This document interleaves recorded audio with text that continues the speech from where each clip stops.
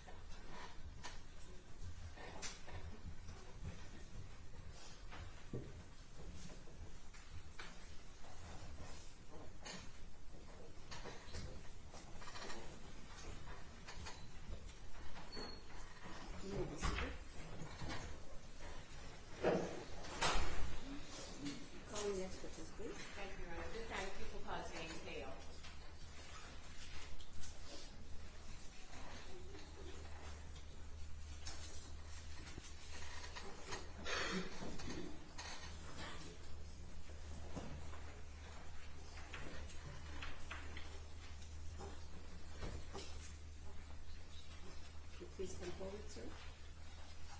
That door comes out towards you. Watch your step. If you'll please remain standing to be sworn. Raise your right, no, this way. Raise your right hand. Do you solemnly swear or affirm under the penalty of perjury that the testimony you're about to give before this court is the whole truth and nothing but the truth? I do. You may be seated, sir. And I'm going to ask that you keep your voice up because we are recording. Sorry? Yes, ma'am. Thank you. Good morning, sir. Good morning. Could you please stay and spell your name for the record? James Hale, Hale. Okay. First name? James, James. Okay, thank you. And, sir, are you currently employed? Yes, ma'am. Okay. And where? Phoenix EV in Greenville, South Carolina. Okay. And Mr. Hale, is that where you currently live? Yes, ma'am. Okay. And prior to moving to South Carolina, where were you living? In Detroit, Michigan. Okay. And when you were living here in Detroit, were you employed? Yes, ma'am. And where were you employed? I was employed at the Senior Citizens for Independence under Henry Ford Hospital and at Northland Mall. Okay. And what year were you employed at Northland Mall? The end of 2013 and the beginning of 2014. And Northland Mall, is that located in the city of Southfield? Yes, ma'am. Oakland County? Yes, ma'am. Here in Michigan? Yes, ma'am. Okay. And Mr. Hale, what was your job at Northland Mall?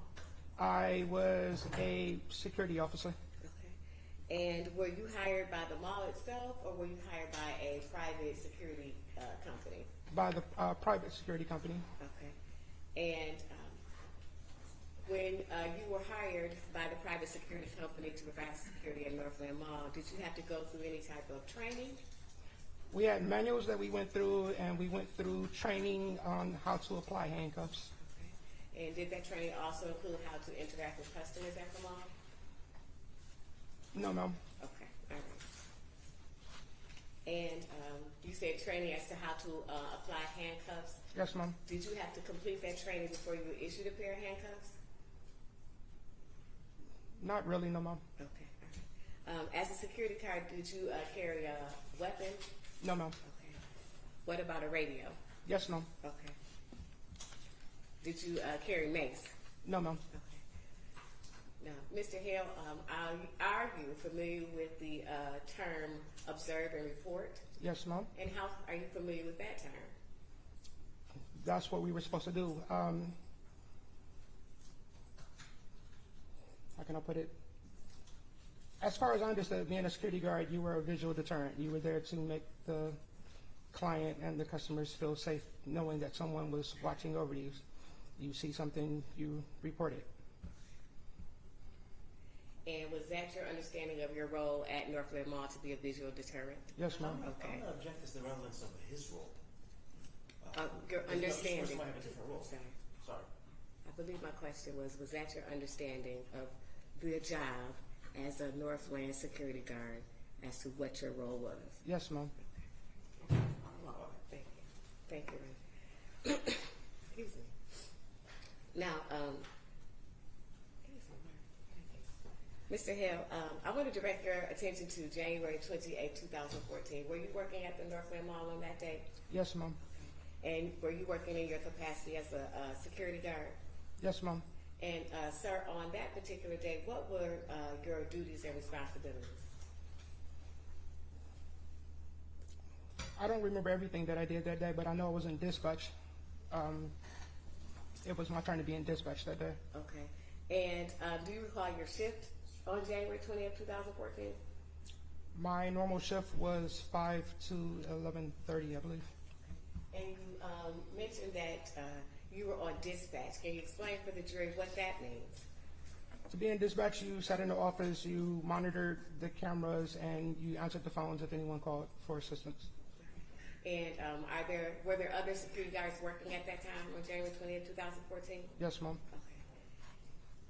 Okay. And as a dispatcher, are you able to be in contact with the other security guards working at the mall? Yes, ma'am. And how so? With the radios. Okay.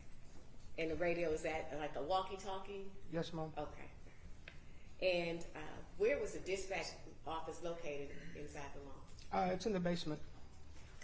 And the dispatch itself, how is it set up? I mean, how are you able to watch what's going on in the mall if you're working in dispatch? They had closed circuit monitors and cameras all over the mall. Okay. And if I know you can remember, how did those closed circuit TVs work? Like, were you able to point to a particular area of the mall? You could punch in keys and pull up cameras. You could rotate cameras to see certain areas. Yes, ma'am. Okay. Now, sir, on January 20th, 2014, did you speak with a person by the name of Labib Ansari? Yes, ma'am. Okay. And if you recall, did he have a store in the mall? Yes, ma'am. Okay. And when you spoke to Mr. Ansari, did you call him or did he call you? He called me Okay. And do you remember how many times he called? twice that day. And let's talk about the first call. I don't want you to tell me what he said, but based upon the information you received, what did you do? I radioed the patrols to go to LA Diamonds. Okay. And was that the name of the store? Yes, ma'am. Okay. And you said he called twice? Yes, ma'am. Can you recall how long a time it was between the first call and the second call? Maybe 2 minutes. Okay. And the second call, did you have a subsequent conversation with Mr. Ansari? Yes. Okay. And again, without telling me what he said, based upon that conversation, what action did you take? I informed Sergeant Chafin of the situation as Mr. Ansari had told me, and I began a CAD entry because we had to put it into the system. Okay. And now you mentioned the name Sergeant Chafin. Who was Sergeant Chafin? He was the officer in charge of the whole team that day. And you said you were entering information into a CAD? Yes. Describe for the jury what a CAD is. It's a computer system where we have to put notes for any activities that come in. Okay. And is that what you were doing while you were receiving the information from Mr. Ansari? Yes, ma'am. Okay. And so you relayed information to Sergeant Chafin? Yes, ma'am. Okay. And what's the next thing that happens? I pointed the camera to the front. We didn't have a great view, but I pointed the camera to the front of LA Diamonds, Okay. where I noticed the person standing there with a hood on. Okay. And this person, and are you watching the television the whole entire time, or are you entering information? I'm entering information and looking back and forth. I don't type that well. I finger type. Okay, that's fair. Okay. And so you say you point the camera in the direction of LA Diamonds? Yes, ma'am. And what do you see? I saw an individual standing at the counter, and I saw as Sergeant Chafin and Seiberling walked up. And this individual standing at the counter, do you remember anything about him as to what he looked like, how tall he was, what he had on? He had a hoodie on, so I couldn't see his face too well. I don't know if it was an accurate measure of how tall he was. I believe he might have been 5'11". That was just about it. Okay. And you said you saw him standing there? When Sergeant Chafin walked up, I watched the individual take a step back and then take a step forward towards the Sarge. Okay. I saw Sarge put his hand up as in a warning, as in don't, and I saw the individual get maced. Okay. Now you mentioned Seiberling? Did you, say yes for the record. Yes. Okay, and you saw Seiberling too? Yes. Did he arrive with Sergeant Schaefer? Yes. Okay, and Seiberling, do you see him in the courtroom today?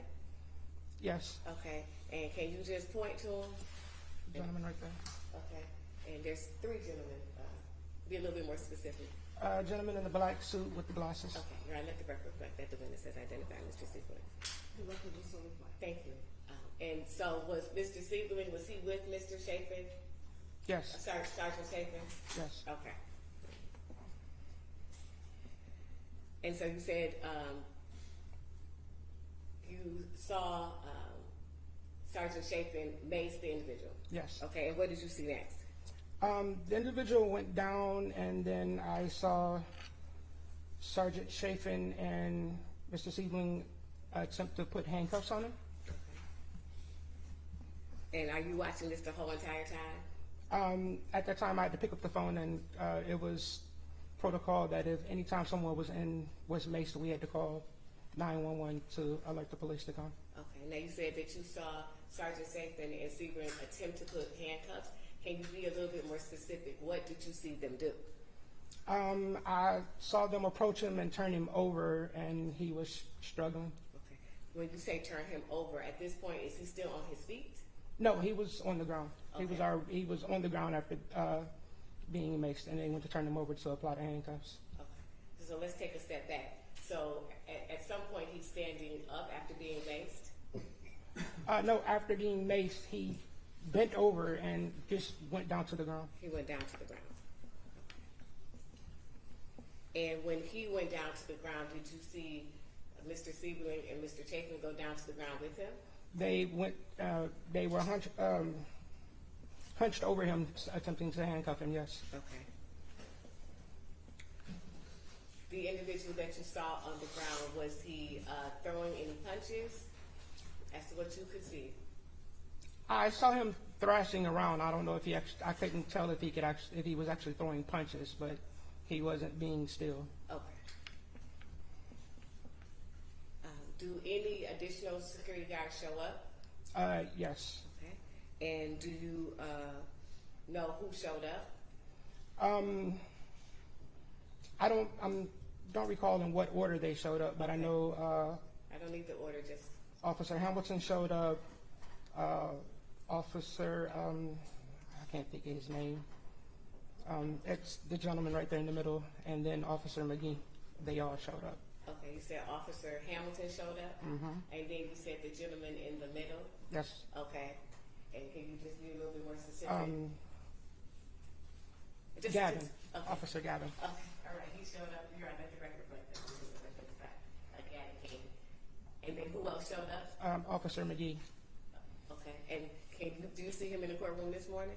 Yes, Mom. He's the gentleman on the end. Okay. You're on the record that the witness has identified. The record will so reflect. Thank you.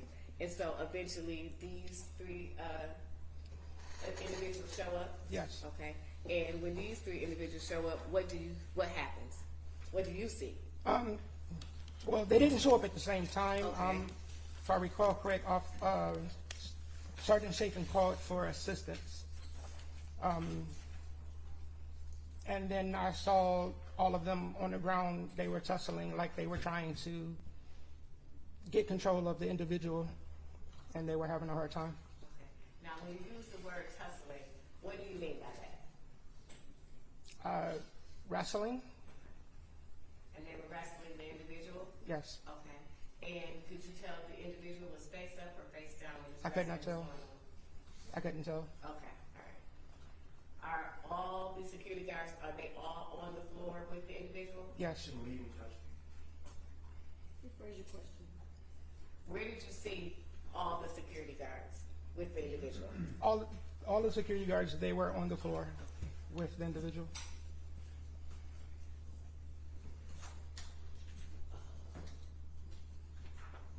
Could you see their hands, the security guards' hands? I wasn't paying exactly close attention to their hands. Okay.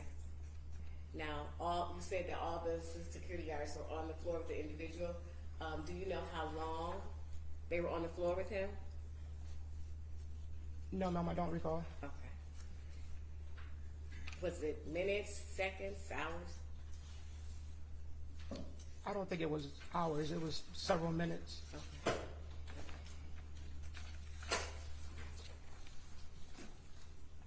And what do you see happen next?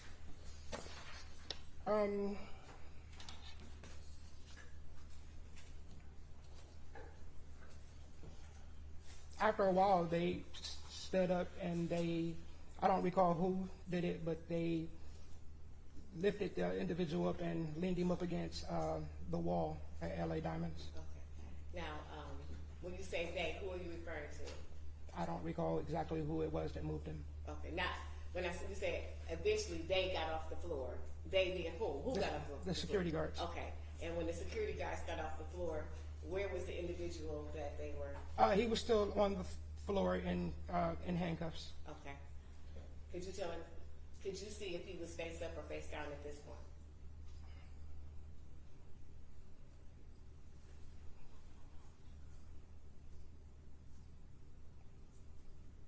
I believe he was face down and they rolled him over and sat him against the wall. Okay. Was he moving? Yes. The individual was moving. That was on the floor that was face down? When After they were handcuffed? after they set him against the wall, he did move. Okay.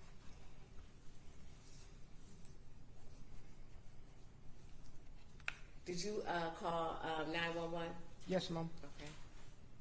And before your testimony here this morning, did you listen to 3 911 calls? Yes, ma'am. And did you recognize a voice on those 911 calls? Yes, ma'am. And whose voice was that on those calls? It was my voice. Okay. Your Honor, and I'm referring to People's Proposed Exhibits 25, 26, and 27. And those 911 calls, were they an accurate recording of the calls that you made on January 28, 2014? Yes, ma'am. Okay. And just for, in terms of a timeline, when did you call 911? Or what was the first call, if you can The remember? first call was when he got maced the first time. Okay. And why did you call 911 at that particular time? That was protocol. Okay. And we play that will be this. I'll move for admission, Your Honor, 25, 26, and 27. I don't know if I did. No objection. No objection. No objection. Thank you.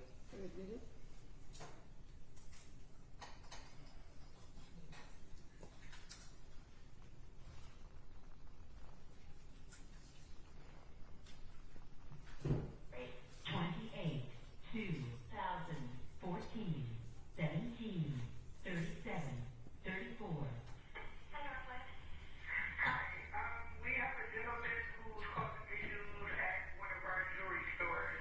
Our security just had to restrain him. Where exactly? LA Diamonds. LA Diamonds, so where is that located in the site there? It's right next to Macy's at Arcade, right across from Arcade 2. What lot do we come in? I want to say headlock. I believe that's headlock.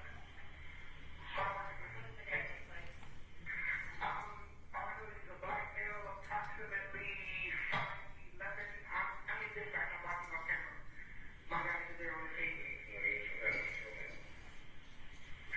And he was restrained by security because he was causing a disturbance? Yes. One second.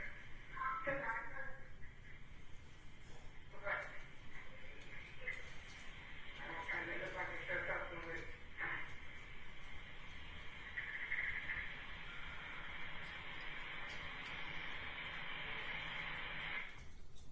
And was that the first call that you made to 911? Yes, ma'am. Okay.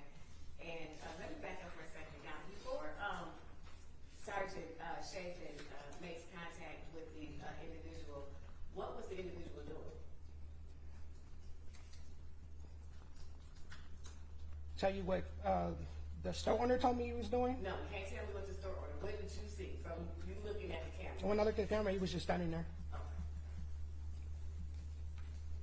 And so eventually you called 911 a second time? Yes. Okay, and this will be your under the record, exhibit number 26. Yes, it was a bit big off. 28, 2014, 17,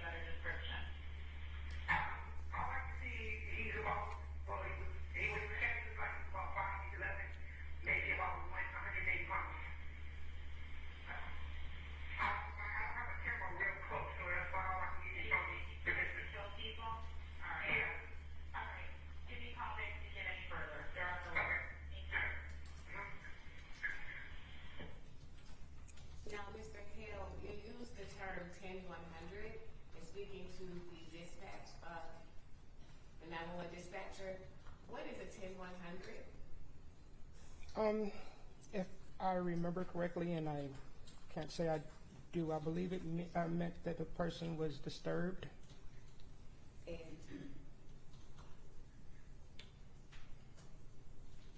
were you trained as to how to deal with a individual who is disturbed? No, ma'am.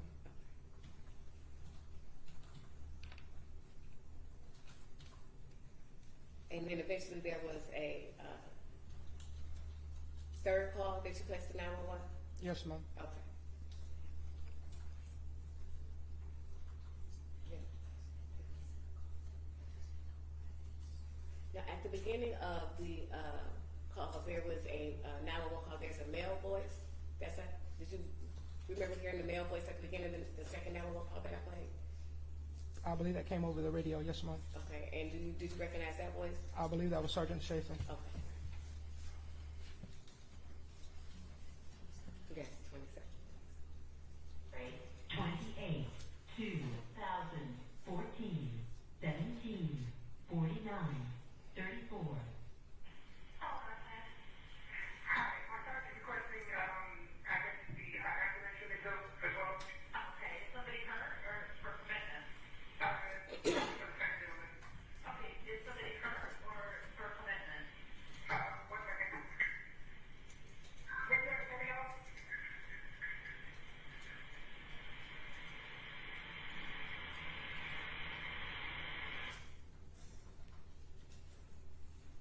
Now, Mr. Hale,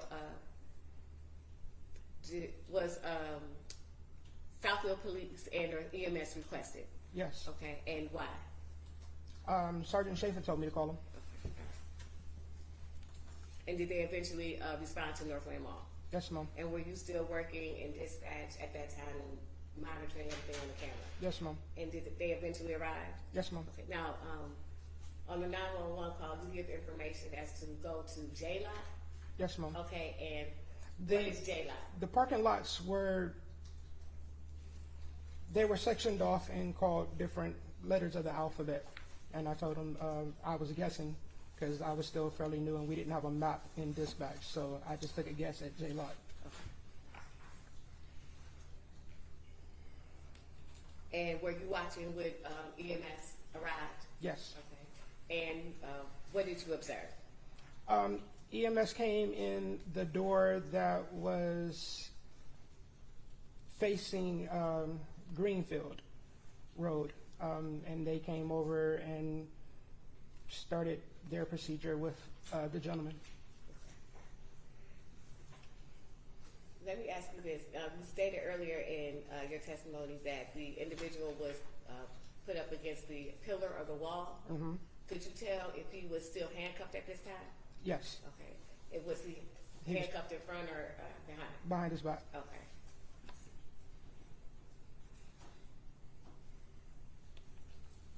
I'm going to show you the video. That's exhibit number 1. Yes.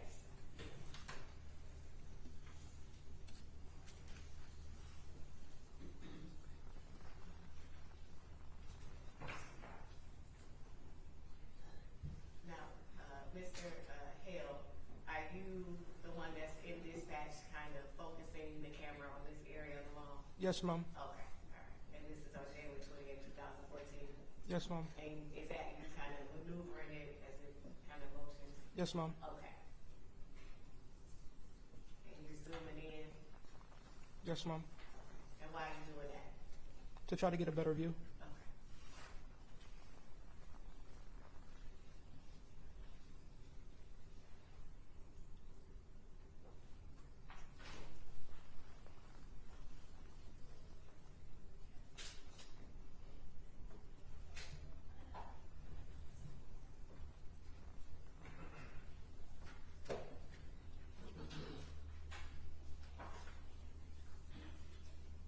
And is that the individual that you saw when you were in dispatch? Yes, ma'am. Okay.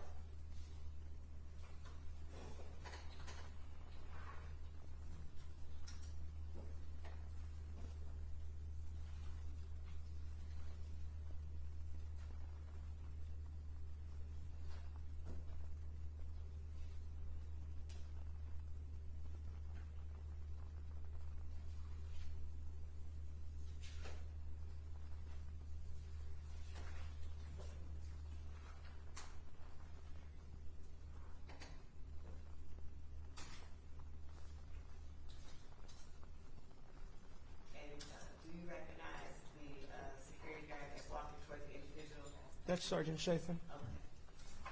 What about the second security guard that's in view of cameras? That's Mr. Seiberling. Okay.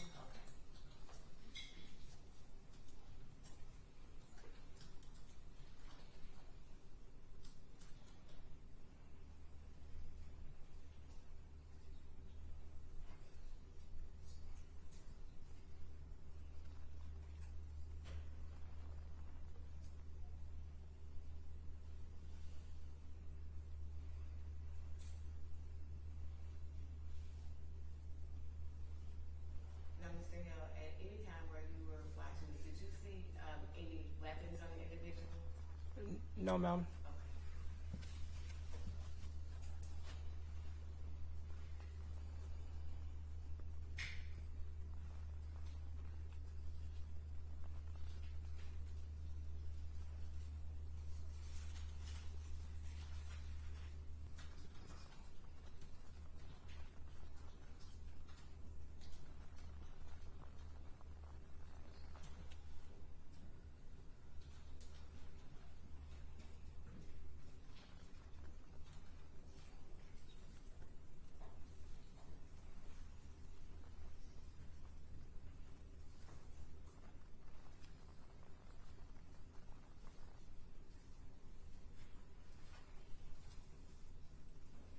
And is this the point where the other security guards arrived?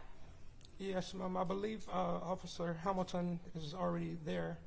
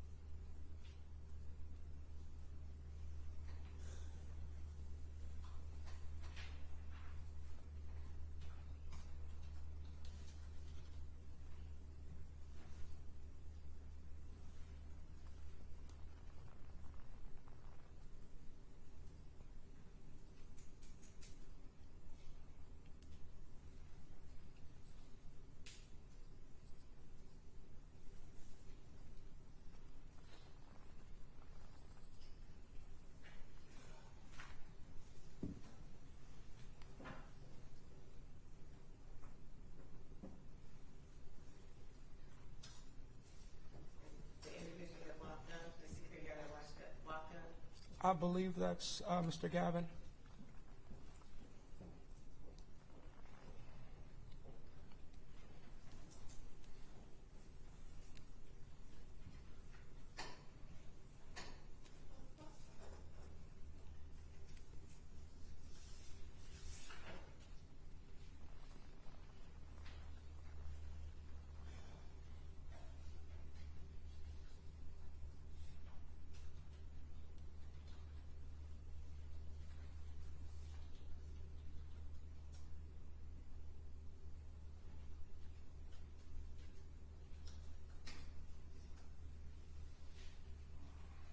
And I believe there is another security guard. Yes, Mr. McGee.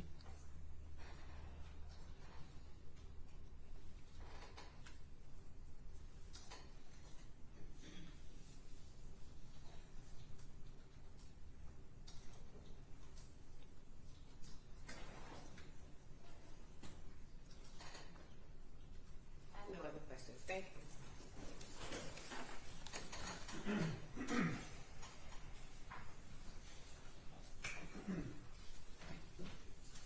Sir, you get a call from the LA Diamonds requesting you to send someone up there, correct? Yes, sir. And let me just back up. You ended up writing a statement. Is that true? Yes, sir. And when you wrote the statement, that statement was dated the 28th, the same day, correct? Yes, sir. And would it be fair to say, sir, that when you wrote out the statement, it was accurate, Yes, sir. it was truthful? Yes, sir. No one rushed you? No. You ended up having as much time to write as much information that was important, correct? Yes, sir. And you had time to correct it, Yes, sir. you had time to read it, Yes, sir. and you signed it as being truthful and honest, correct? Yes, sir. Right.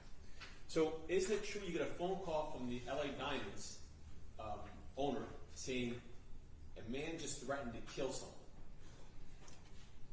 The first call that came through, he simply asked for assistance and he hung up the phone. He didn't state anything.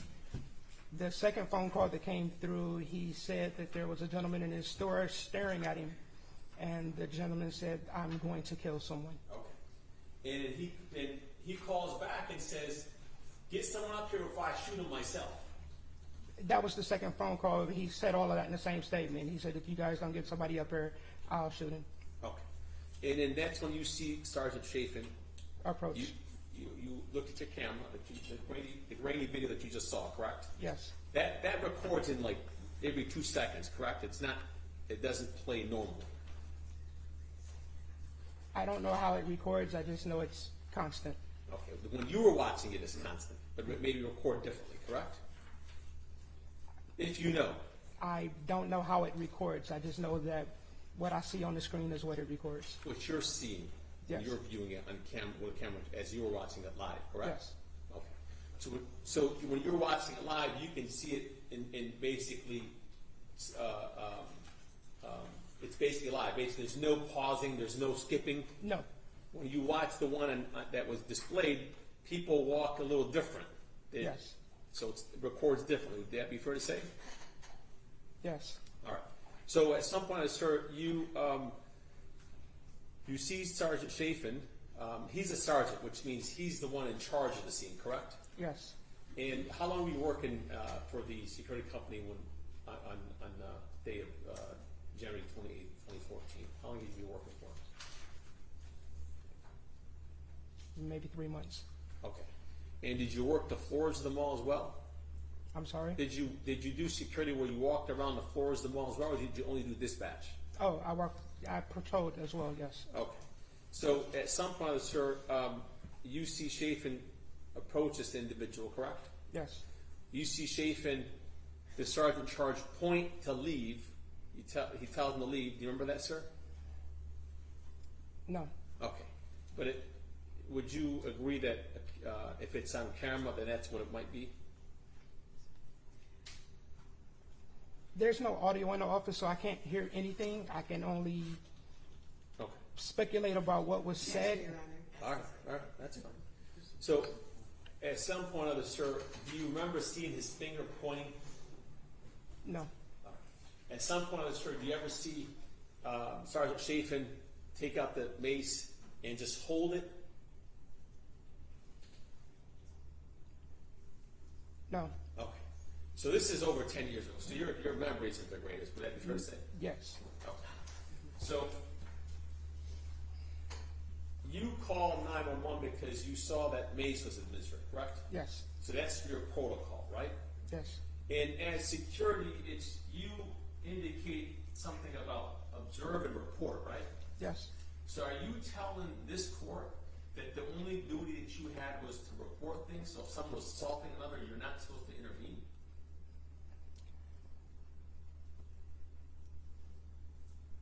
It goes different according to different security companies. I mean, if you're a police authority, you can do stuff like that. I'm not asking that. I'm asking you in that situation, that when your employment, when you work for Northland Mall, are you telling this jury that the training that you got, the man that you read, says that you're supposed to just observe and report, nothing else? Yes. So if the man, let me ask you, who would know more about your duties, you or Weber? Neil Weber? Webster? Objection, I asked the relevant. Okay, it's judge. It gives it gives information to fact finders, judge, in terms of what his responsibilities were.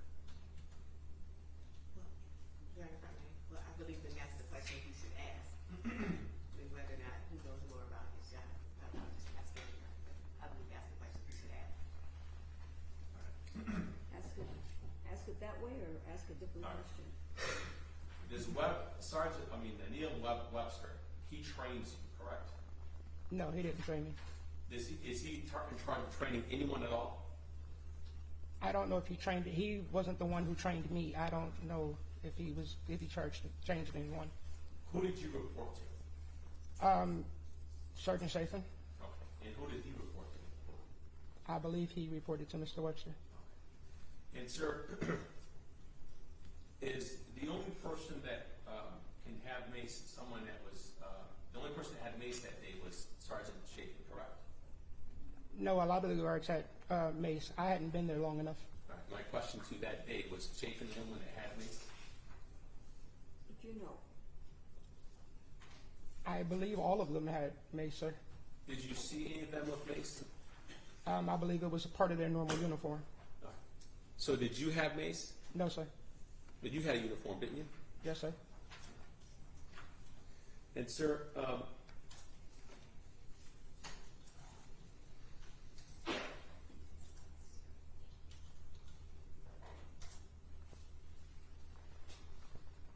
sir, do you remember while you were watching the video, do you remember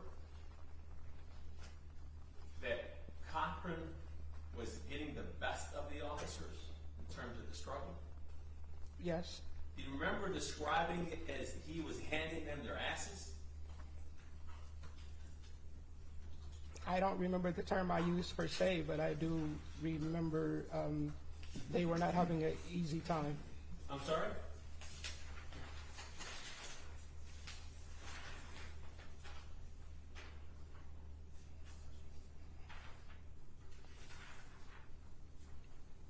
Okay, Coach Ryan. Yes, you know. I'm going to examine transcript dated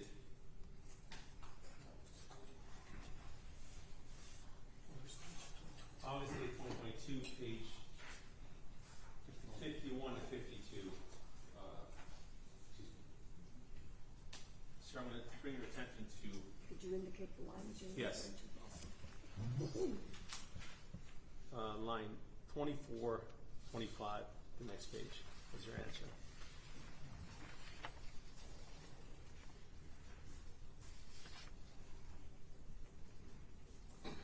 Yes. You described Cochran as handing them their asses, right? Yes. And matter of fact, that's when you made a second phone call, or I heard you on the second call, the 911 call, basically saying, we need assistance ASAP, correct? Yes. And, sir, if you were out there that day, you'd assist Sergeant Chafin. Would that be fair to say? No. You was let him be. Is that right? It's yes or no. You let him be. Is that what you're telling the court? Let him be. Okay.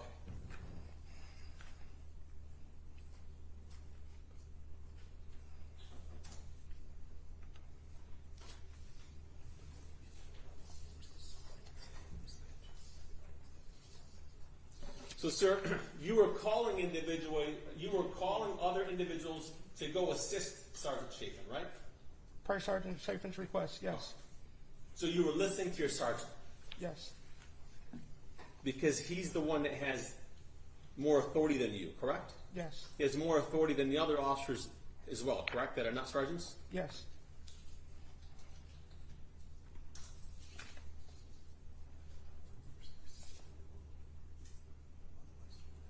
Sir, you are entering information into a system as well, correct? Yes.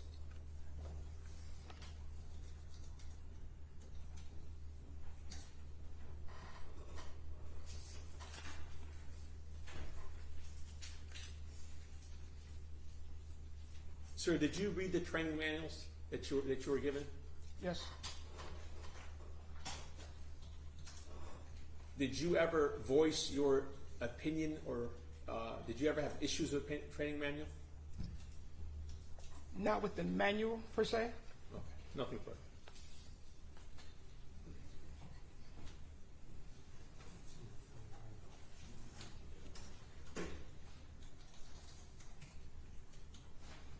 Morning, Mr. Hill. Good morning. My name's Wright Blake. I'm the attorney for Aaron Maree. So my questions are going to be pretty much focused with his activity and involvement. Okay. Is that fair? Yes, sir. And as we come here today, 10 years later, you recognize Mr. Maree being over there in the corner, correct? Yes, sir. And with your brief time with the company, he was a co-worker that you got to know, but you on a personal basis, or just a business basis, right? Just a business basis, yes, sir. And has his physical size, height changed over the past 10 years, or the last time you saw him? No, I don't believe so. Okay, pretty tall individual, Yes. pretty big person. Now, being the dispatcher on the 28th, prior to that, were you the dispatcher on the 27th of January, 2014? Our duties rotated on a daily basis. So do you know if you were the I dispatcher? don't recall, sir. Did you have any information on a strange or an individual acting peculiar who may have showed up on the 27th and identified on the 28th? You're not going to object. You just say that you did not know. You did not work in dispatch on that day. Well, let me ask this. Were there any bulletins that be on the watch when you go? Not official bulletins, but we did have word of mouth. You had what? Word of mouth. Okay. Did you have any knowledge of this individual on the 28th? I didn't find out that the individual had been there at the mall earlier that week causing trouble until after this incident happened. All right. What was the name of this security company again? I don't recall, sir. I'm sorry. And your tenure with this company was relatively brief, correct? Yes, sir. What was your date of hire? It was in November Of what year? 2013. And what day did you leave?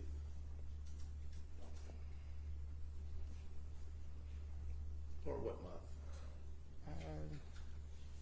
Would around March be? Maybe March. Okay. Yes. So, during your brief tenure with this company, you had training in various aspects, patrolling the mall, fluid situations that may require restraint. No. You had no training? No. There were no fluid situations that required restraint. No, I'm saying This was not a daily thing. Well, you worked there every day, right? Yeah. I mean, we had situations come up, but Right, we so weren't it's- out wrestling with customers all the time. No, sir. Right, but you don't know what to expect at the mall from a day-to-day basis, correct? Correct. You don't expect someone to come in and kill 10 or 20 people, do you? No, sir. But it happens, doesn't it? It has happened, It hasn't can. it? Yes. So you can't put down every well, you can't train for every possibility because you don't know what to expect on a daily basis, do you? No, sir. Now, getting towards the physical structure of where you're located, the dispatch area, that's in the basement of what used to be the Northland Mall, Yes, sir. correct? And to get to that particular area, you have to take some stairs. Would you agree with that? Yes, sir. And not like 2 or 3 stairs, but around 20 or 30 stairs. It's one flight. So what's one flight for the benefit of us? I guess it would be 20 because it would be 10 down to the midsection and then 10 to the bottom. Yes, Okay, sir. so to get from the main floor to the dispatch area is 20 flights of stairs, correct? It's 20 stairs, not 20 flights. Okay, I stand corrected. 20 stairs. Now, when you get the first call, you said that was from LA Diamonds, Mr. Ansara, and that would have been around 5:34 p.m.? I don't recall the exact time, but that's Okay, well, you heard the time that was on the exhibit, 17:34, which is 5:34. You would Okay. dispute that would be around the time that you received the call from him, yes. right? Now, at that particular time, did you know where Mr. Maree was stationed in the mall? No, sir. And you received another call approximately 4 minutes later from Mr. Ansar, or you said 2 minutes later, 2 minutes. correct? And it was a more urgent call. Would you agree with that? It was a more informative call. Yes, sir. And during that call, you subsequently received a call from Sergeant Chafin, right? On a walkie-talkie.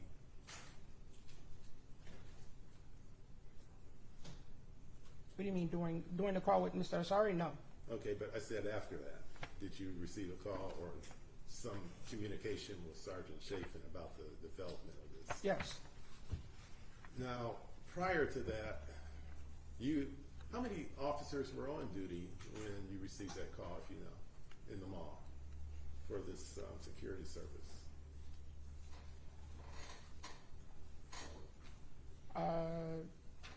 I don't know. I don't recall if anybody else was there, but it was definitely us 6. So 6 officers who are responsible for all of Northland. Yes. Everything was relatively still open then, right? Yes. Macy's, what else do they have? Target? Macy's, Target, LA Diamonds, Foot Locker, the food court. And isn't there like an elevated level or lower level as well? The lower level was basically where security was. Everything was on one level. Macy's had 2 levels, but that was inside of their department store. Now, when you first saw Mr. Maree on the 28th of January, where was he, sir, if you know? I watched him walk up on camera. Isn't it true that he was in dispatch with you when you received these calls? I don't recall who was in dispatch with me, sir. You wouldn't doubt that or you wouldn't say he wasn't, would you? I cannot say if he was or if he wasn't, sir. Okay, well, Dispatch is not an open room. You would have to walk out of dispatch and walk through the rest of the security office to find out who was there, sir. I appreciate that, but as you're sitting around there watching televisions or videos, you don't see Mr. Maree, is what you're saying, or you don't recall. The way the room sits, Background asked and answered. He has answered it. He doesn't know one way or the other. Let's go on. Did you communicate to him by walkie-talkie, if you know? I don't recall, sir. Well, when you saw that the first responders, it was only 3 individuals, or first initially there were 2 and then 3 were strengthened. It was 1, then 2, and then 3, right? Mr. Seiberling and Mr. Chafin got up there at the same time. Okay. Then I believe Officer Hamilton walked up, and then Mr. Gaven. And you saw the situation escalating, correct? I saw the situation as it was on camera, sir. Right, and it was escalating. Would you agree with that? It wasn't just dissipating, it wasn't going away. No, it wasn't going away. In fact, you saw the need to dispatch other officers to that area, correct? Anytime Sergeant Chafin called Sir, across the listen to radio. my question. Wait, please. Only one person speaks at a time. Please, Mr. Hale, listen to his question and answer just his question, all right? Thank Yes, you, ma'am. sir. And don't speak over the witness. I apologize. Sorry, Mr. Hale.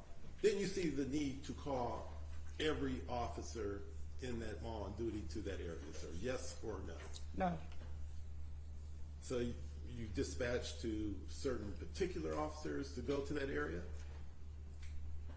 when Sergeant Chafin calls across the radio, every officer hears it. So when he called for assistance, everyone heard it. It didn't come directly to dispatch. It came over the radio to every officer that was on duty. So you didn't facilitate that? You didn't say, Mr. Maree, we need you over in Section A? I do not recall ever telling Mr. Maree specifically to go to LA Diamonds. But as a dispatcher, you have, on this particular date, there's a possibility that you did dispatch fellow officers to that area, correct? Objection, right, again, asked and answered. He's now answered it. That's not the same question. I didn't say anything about dispatch. He's a dispatcher. I asked him, did he dispatch any officers over to that area? Okay. Well, why don't you just ask him which officers he dispatched, or if he, to that area, or? Oh, sure. Good. Which officers did you dispatch to that area, if any? I remember calling over the radio saying LA Diamonds is asking for assistance. I did not call out any specific names. Okay. So your purpose in dispatching that particular communication is to have other officers go to that location. Would you agree? Yes. And you never knew where prior to his arrival, you never knew where Mr. Maree was located. I do not recall, sir. Now, If I knew at the time, I'm sorry. if I knew at the time, that's one thing. Again, this is 10 years later. Well, I I'm do not telling you the time. It's at No, 5:38. he said at the time Oh, of at the the time. occurrence. He may have remembered then, but he Okay. does not remember now. Now, being a lover of the movie Robo Mall Cop or whatever it is, does this security staff or or mall cop, you know, sorry.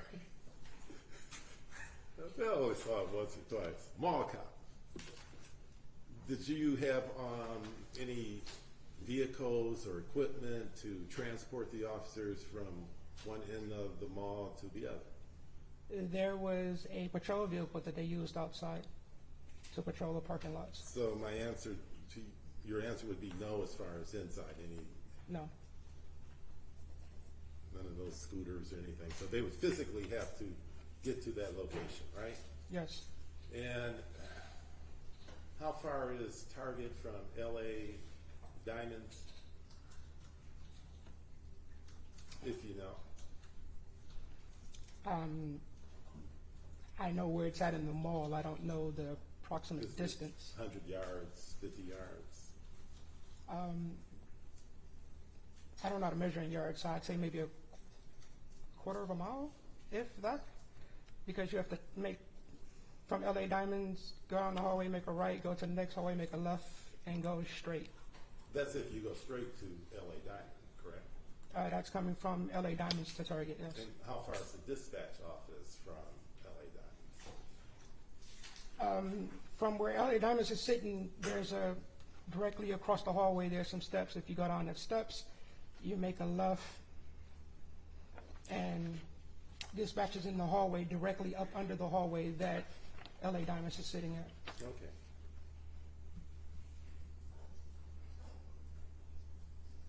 So did you make a third call as well?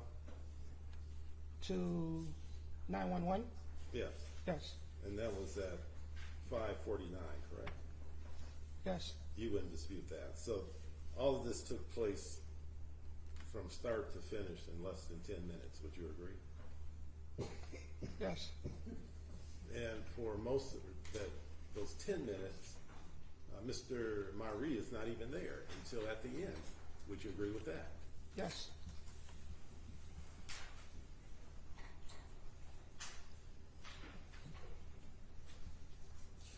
And did you ever see Mr. Maree walk over and get a glass of water and give it to the individual who was slumped over on the post? No. And you never saw a video where that happened, is that correct? No.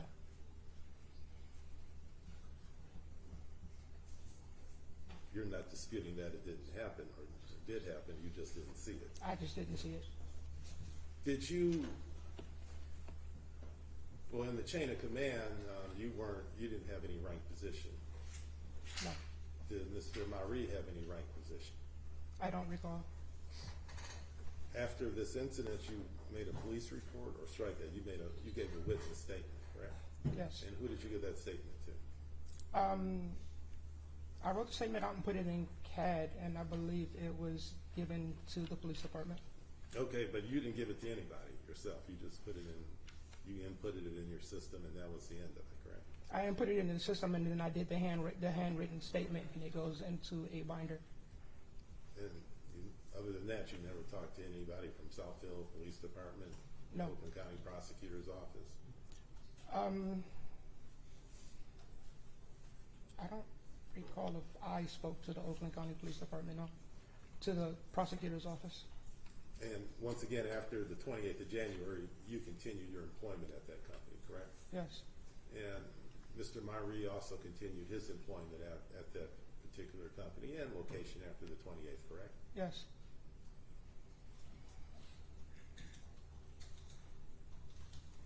Were you aware of any of those officers receiving reprimands or being suspended by your company? Objection, Your Honor, that would be hearsay. If you know. No. Objection. Thank you, sir. Nothing further.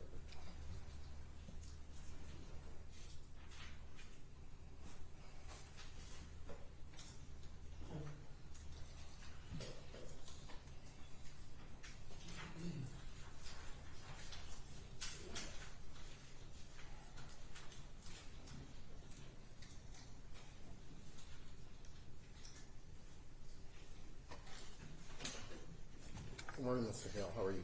How are you, sir?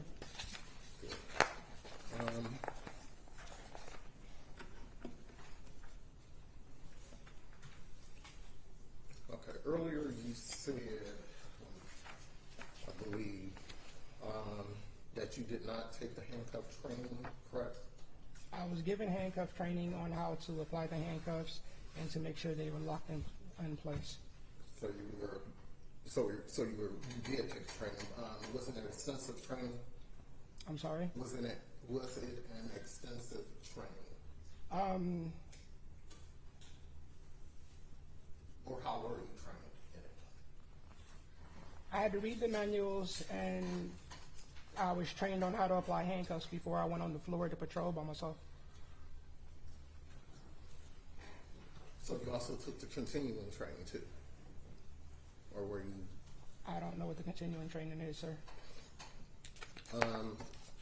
Well, your training was through a manual, correct? Yes.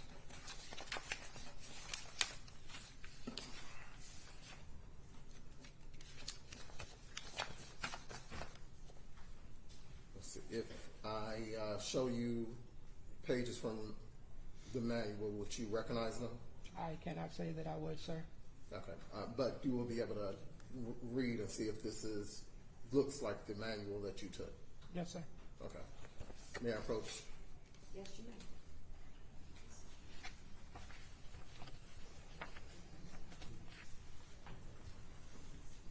Just look over it and see if you recognize it, and I'll ask you the question in a second.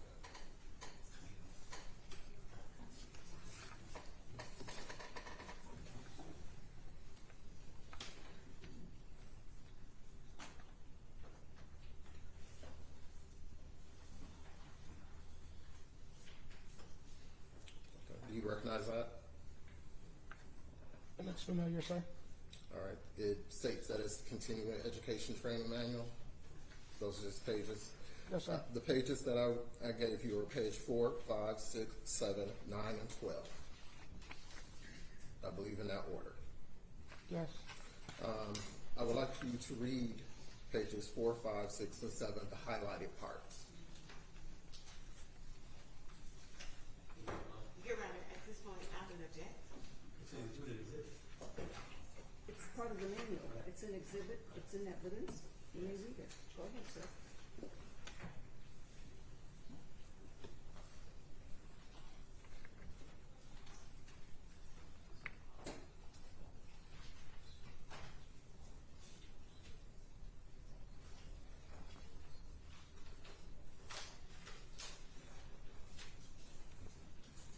Oh, I want you to read them out loud, please. Oh, okay. The highlighted parts. You would. The highlighted parts on page 4, 5, 6, and 7 right now. On page 4, What page What is it? page first? What Page 4 is first. They're in order. No, no. What page of the manual for the record? Are you Page referring to? 4 Page 4. Okay, thank you. is, well, they're all, it's page 4, page 5. I see. Yes, page Okay. 4 first. Read the highlighted part out loud on page 4. First and foremost, we must revisit IPC international policy and procedures related to the use of force and handcuffs as strictly a defensive restraint tool in Unit 2. We must use all other options, including nonverbal and verbal communication and direction, to attempt to gain compliance before we use handcuffs. Handcuffs will never be used as a tool or weapon to gain control of a subject. Handcuffs must only be used as a restraint tool after you gain control of the subject and they can no longer physically resist. The police should be notified when use of handcuffs. Once a subject is handcuffed, the cuffs should not be removed until a police officer is on site to authorize and assist in the release of the individual and take them into police custody. Don't handcuff compliant subjects. Don't handcuff violent subjects until after we gain control of them so they are no longer able to resist. Always require the use of handcuffs. The 3 situations in which PSOs may detain individuals are intentionally damage or vandalism to center or IPC international property, assault to anyone, robbery, assault during the commission of theft. In essence, we may only detain individuals to protect people, center, and or IPC International Property or ourselves. Detain the offenders if possible. If the offender is threatening or uncooperative, request assistance from fellow public safety officers or police authorities via your radio. The officer is not to subject himself or others to dangerous circumstances. In all cases, officers should avoid the use of force. However, there is no alternative. Use only the force necessary to detain the individual.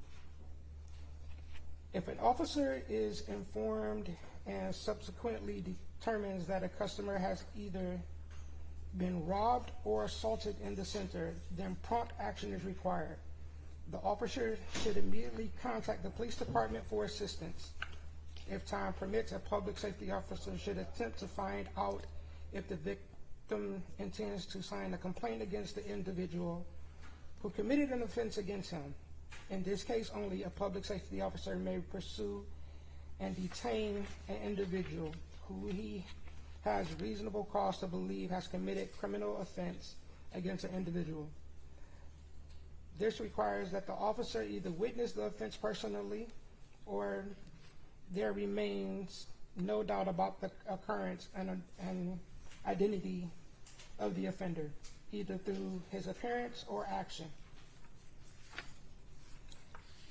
The act of physically inflicting injury on a person or the attempt to do so. Pause right there. You're basically reading a definition of violence right Yes. here. Okay. What page is it on? You read page 9. And I'm going to 12 now. I got 9 and 12. You will be applying handcuffs on persons only when they become violent in the course of an apprehension or detention. In these circumstances, it is essential to gain control of the individual before trying to place him or her into handcuffs.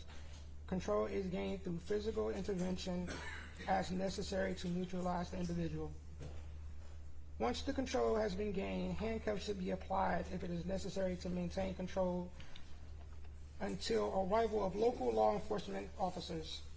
You should use this technique learned in the course or techniques as close as possible to them when applying the handcuffs. Because of the nature of the event, you may not be possible to use these methods exactly as outlined. Remember that the most important part is to use handcuffs to prevent further injury to you, other people, and the person being handcuffed. In short, get the handcuffs on the person without anybody getting hurt. Okay, thank you.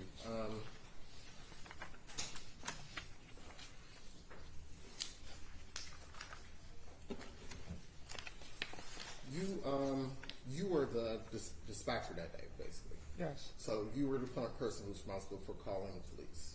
yes. You called the police. Did you call the police before the second call from the LA Jewelers owner or after? After. After the second one. You also had a handwritten statement that you made to the police, correct? Yes. In that statement, you stated that the subject charged Sergeant Chafin, correct? Yes. Okay.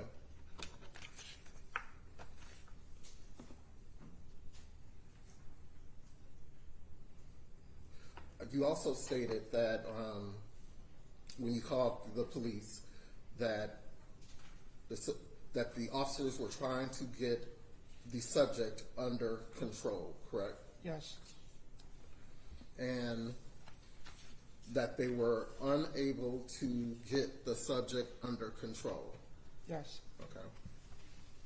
You also stated in your report that to make sure, you said lot J, that was not the closest lot to the incident you stated before, correct? Sure. Do you know about how much time or how far away those 2 points are in relevance of time in getting to them? No. Okay. But you also stated that the situation was on the other side of the mall in your report. Yes. And to be fair, you were also typing at the time that all this was happening. Yes, sir. So you did not constantly look at the video to see what was happening in the video. No, sir. Correct. All right. Anything else? Any other questions?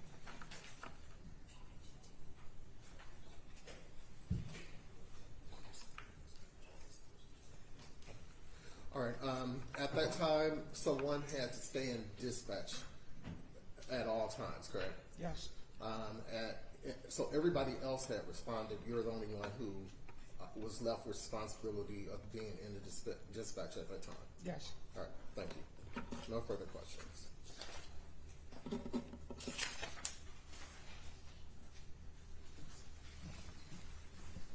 Any redirections? Just a couple of questions. The first question, Mr. Hale, is that I believe you were asked a question. I think it was Mr. Elder that asked you a question. He said, if you were there with Sergeant Chafin, wouldn't you have assisted? And your response was no. Yes. Okay. And why wouldn't you have assisted with Sergeant Chafin? I was hired as a visual deterrent. Wasn't there to wrestle with nobody. That wasn't the first situation where they had got physical with somebody. Not to mention the fact it went against my personal beliefs at the time, because during the day I worked as a nurse's assistant. I wasn't there to hurt anybody.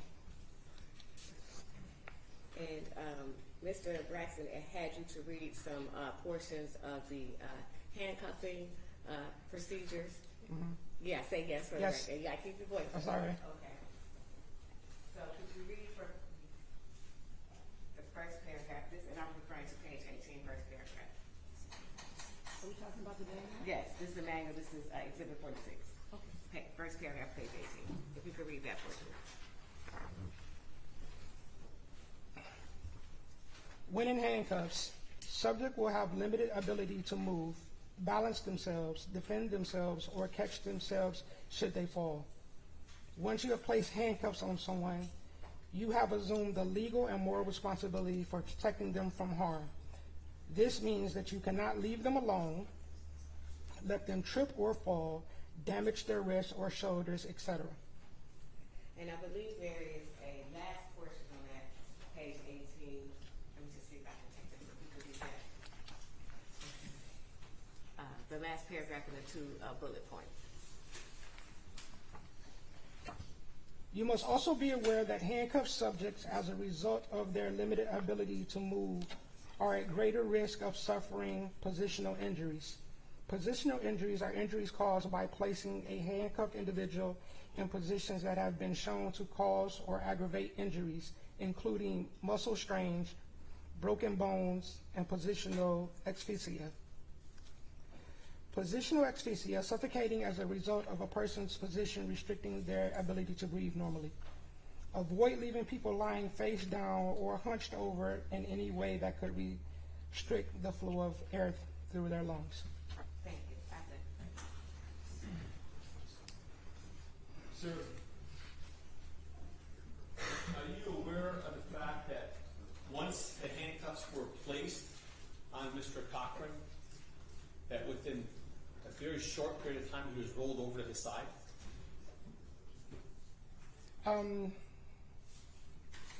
Are you aware of it? No, sir. Are you aware, did you see them roll him over on his side through the video that you're watching, or you didn't see that part? I didn't see them roll him over, but I saw them lean him up against the wall, And help him sit up. Did you see them also try to give him water? No, sir. Sir, you indicated that she asked you about a question I asked you about whether or not you would have helped Sergeant Chafin.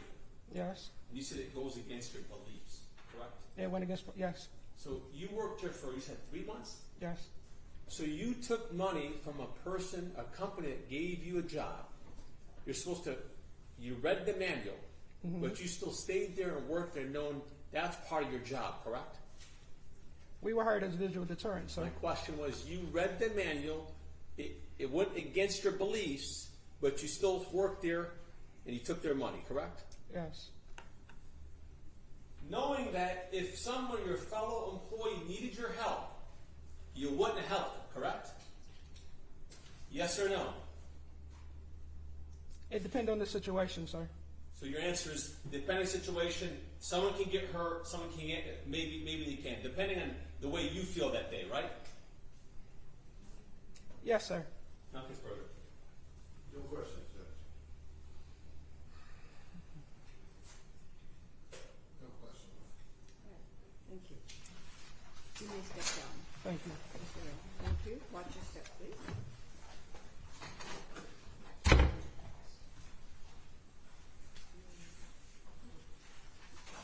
Ladies and gentlemen of the jury, do you wish a brief recess before the next witness? Yes. Okay.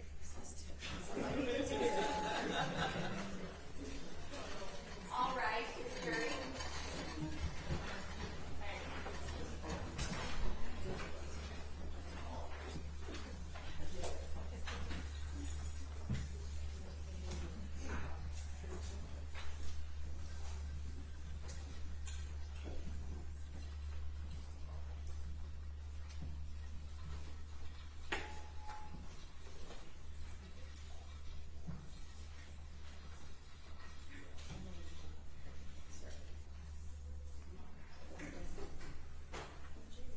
Right, we will take about a 10-minute recess.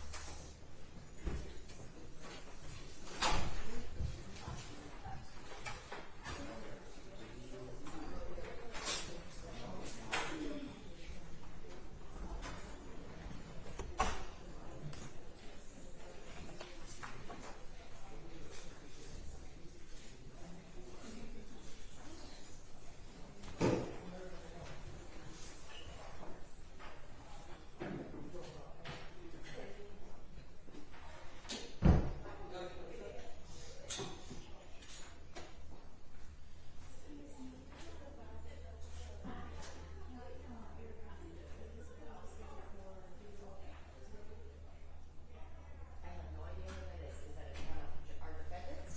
Yes. Do you know a case number? Is it hearing? I was known as for a bench trial.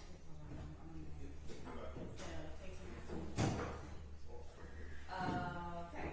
What is, how you spell the last name? E-R-Y. What's the first name? Eric. E-R-I-C. You said it's a bench warrant, so I'm wondering if it was possibly bench warrant was today? Because those are all arraigned in front of the visiting judge, so they're not actually arraigned in front of Judge Anderson. Yes, he is in front of the visiting judge. I believe that is held via Zoom. I'm not sure what the Zoom address is. I'm not sure what time they do the arraignment. They may already be over. I can give you the number to the visiting judge's chambers and you can contact that.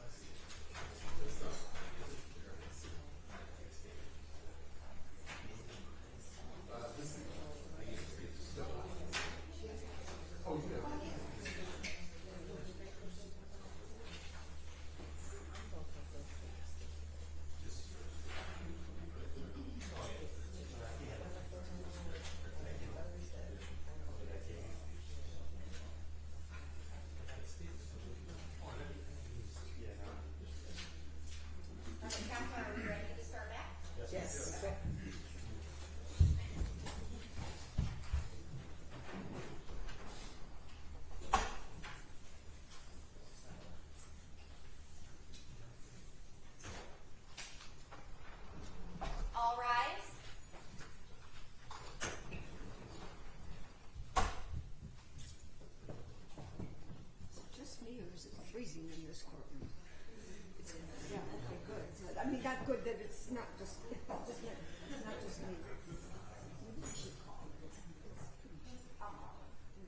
stupid.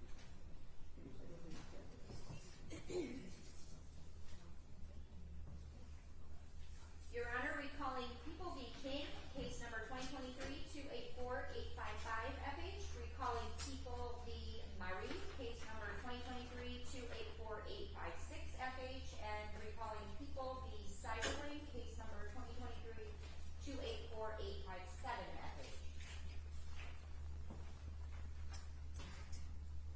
My clerk is lining up the jury. As we speak. All rise for the jury.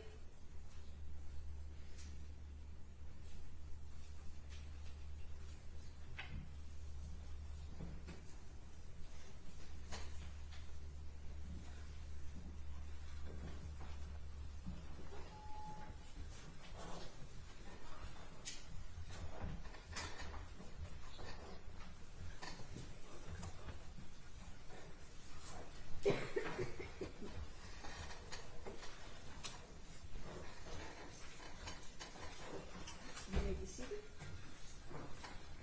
Call your next witness, please. Thank you. At this time, the people will call Jill Jacobs.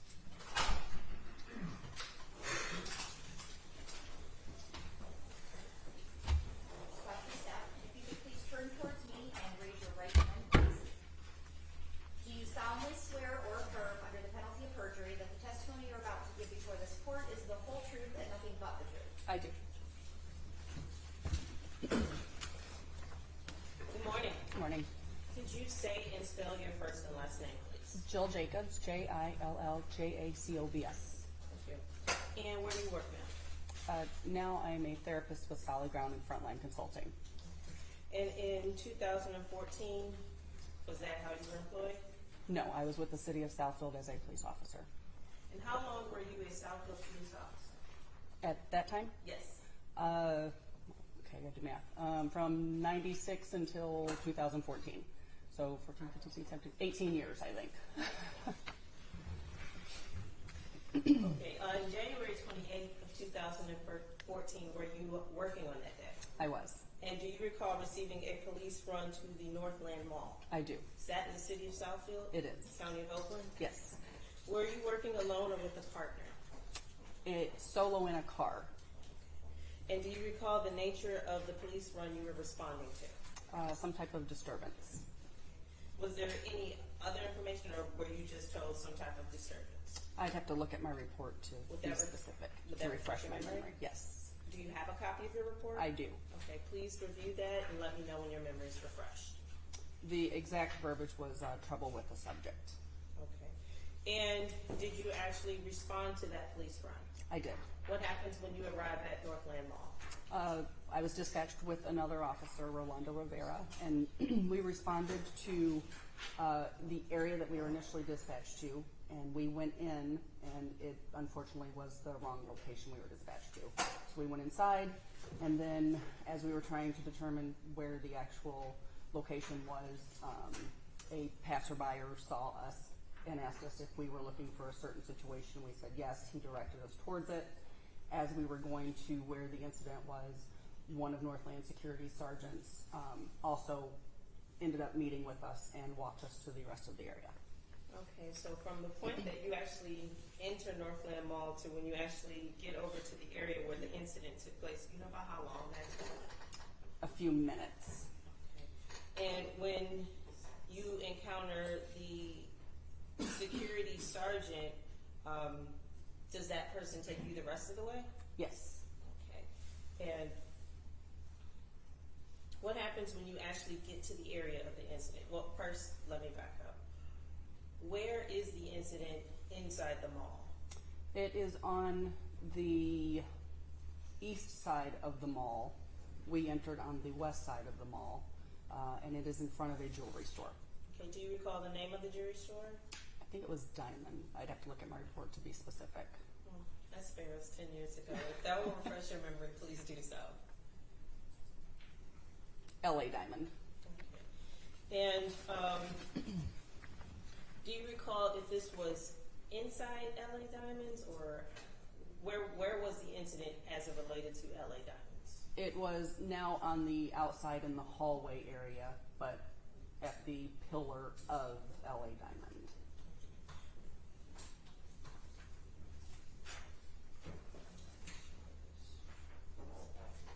Permission to approach the witness, Your Honor? Yes, you may. I'm going to hand you what has already been admitted as People's Exhibit 51 and ask you if you recognize the story depicted in that photo. I do. And what is that? That is where the incident took place of LA Diamonds. Okay. And you stated that the actual incident that you responded to ultimately was outside of LA Diamonds. Are you able to direct us on that photo where the incident was? To the right side of the entryway, where the column is that's gray with the blocks behind the red planter.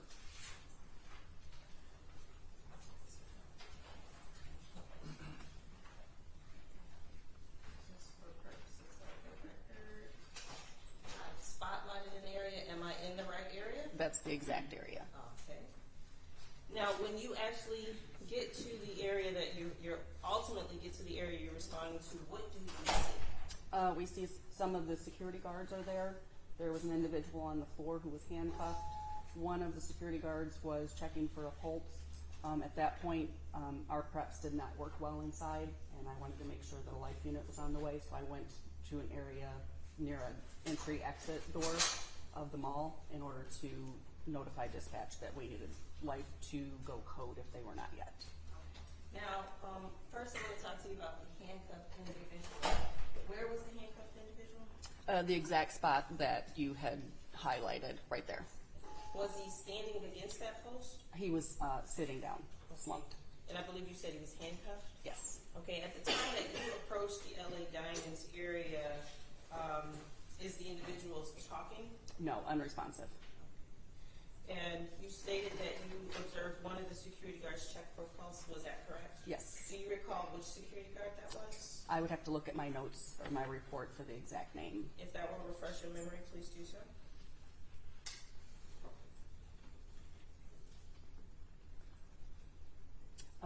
Officer John Seiberling.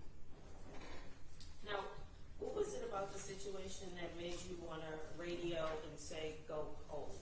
Because we had someone that was unresponsive. Okay, and what does go code mean? That they're going to use their lights and sirens.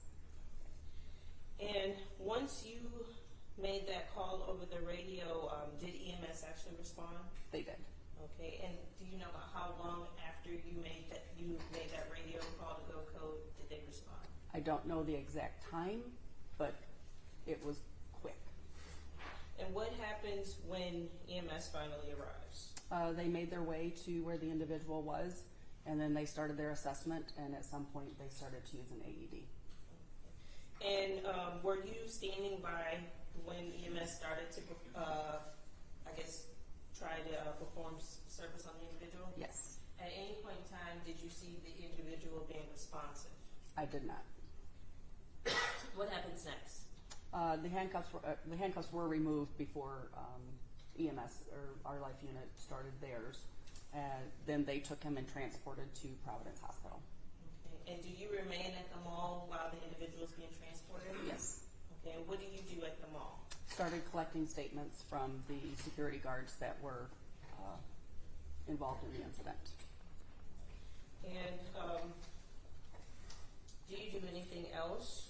I notified dispatch that we needed detectives to come out to the scene, and then at some point our sergeant was also on the scene. Now, I know you've talked about the individual was unresponsive. Was there any attempts to kind of at the scene identify who the individual was? I did not.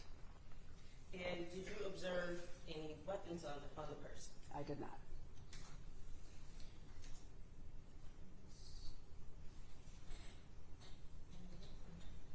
I'll pass the witness.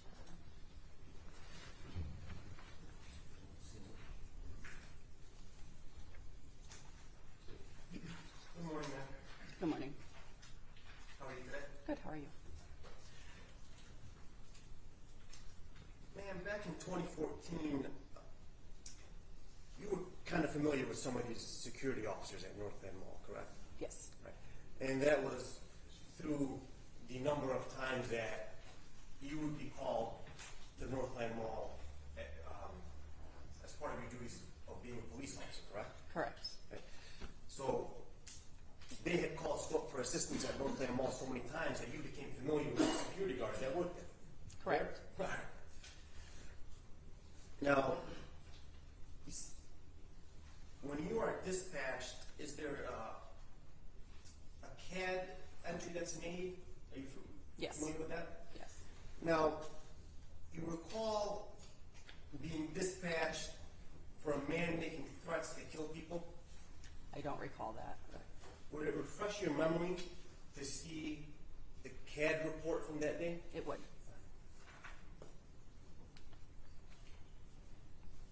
May I approach on? Yes, you may. Thank you. Oh, gosh. They're in my bag. I should be able to make it. Sorry. Mine are in my bag, so sorry. These might help. You expect to be reading. I didn't. Oh, much better. Okay. Yes, there are notes in dispatch saying making threats to kill people. Thank you. How long has it been since you retired from being a police officer? Just over 4 years ago. Oh. It's probably been that long since you've had to come to court? No. No? All right. So, when you were working as a police officer, if the dispatch is there's a man making threats to kill people, that's something you're going to take serious, correct? Yes. Right? Regardless of whether or not anybody reports actually seeing a weapon. Correct. You're not going to make any assumptions about the person being unarmed, right? Correct. When they say they're going to kill people. Yes. Right? And so you would have a concern for weapons yourself, right? Yes. And you would be, anytime threats are made, especially about killing people, you would expect a volatile situation, right? Possibly, yes. Right? And you would have concern for your own safety, correct? Yes. And the safety of other people, right? Yes. Now, you arrived at the J lot with Officer Rivera on that day, correct? Correct. And at one point you said you were looking for LA Diamond on the mall directory, right? Yes. And you couldn't find it listed there? Oh, I don't know if it was listed or not, or if somebody saw us looking for someone first. Okay. All right. So, but somebody approached you and said, "Hey, you're looking for the guy that security is restraining." Yes. Right? That was what you were told. Yes. Right? And then they directed you there. Correct. Right? Now, at that point, how long of a delay do you think it would have been from when the call came in? A few minutes. All right, so what, say maybe 5 minutes or so? I would have to, actually on the CAD notes, it might say from our time of dispatch to arrival.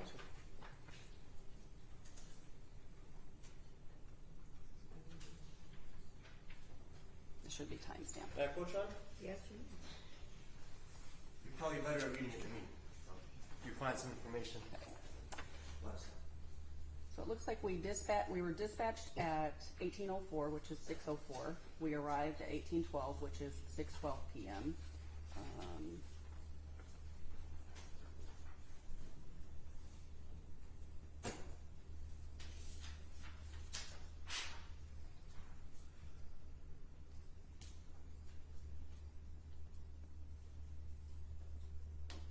I'm sorry, back up. I'm looking at the wrong.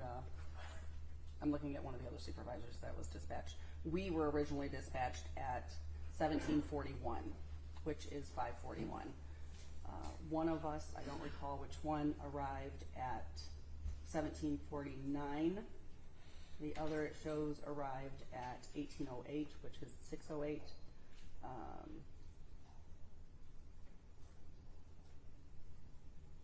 The ones after 6 p.m. you would assume would be sergeants and detectives being called Correct. after Correct.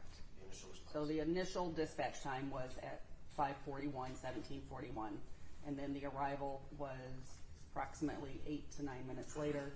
The other unit, looks like they took them a little bit longer to get there, or for someone to indicate that arrival had happened. So, when you say the 8 to 9 minutes, you know that's you arriving at the J lot? Yes, that is us arriving. Well, that was me arriving at J lot. Right. And then at some point, there's a couple more minute delay. Yes. By the time you go look at the mall directory, a citizen comes up and says, you're looking for the guy security's trying to restrain, Yes. and you get directed over there, right? Yes. Okay.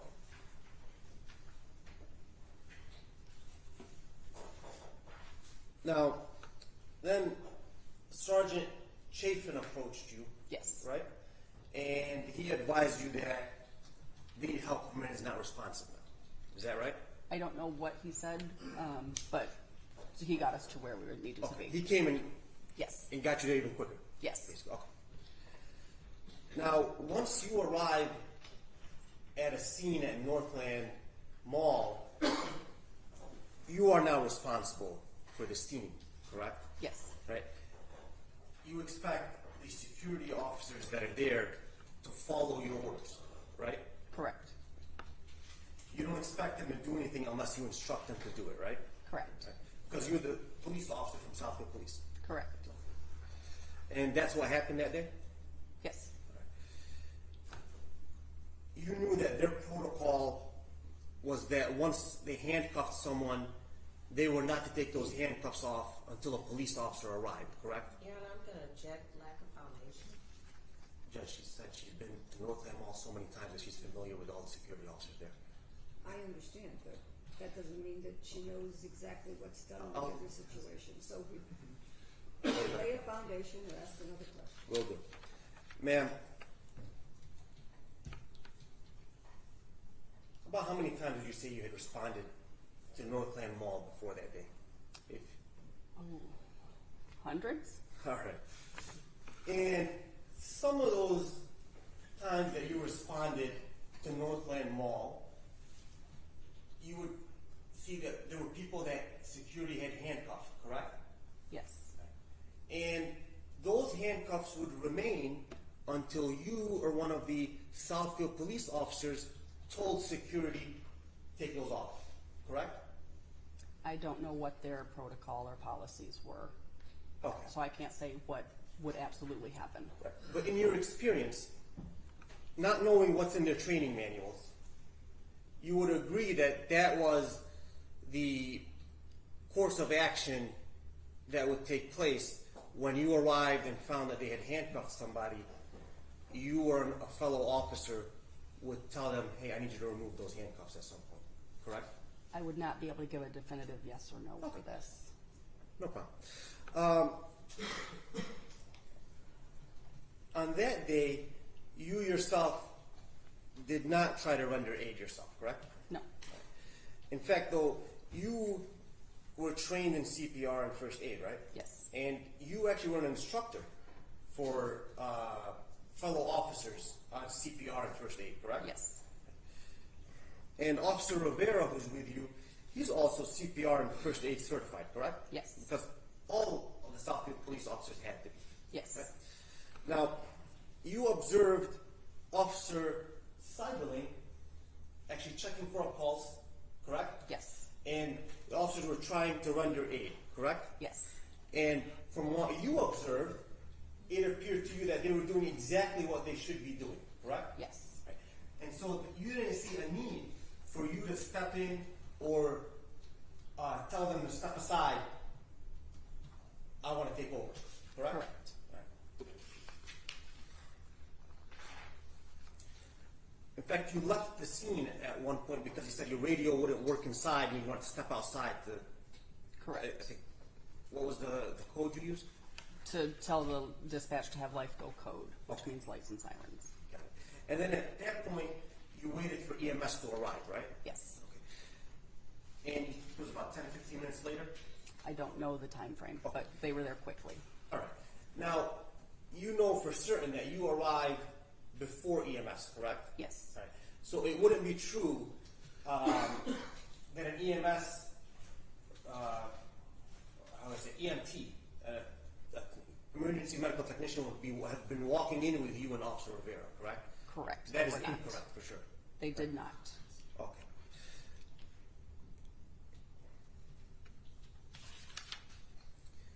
You ordered the handcuffs removed after EMS arrived, is that right? Correct. Before EMS arrived, you wanted the handcuffs to remain, correct? It didn't matter to me at that point. I just wanted to get advanced life unit. Okay. Thank you. No other questions.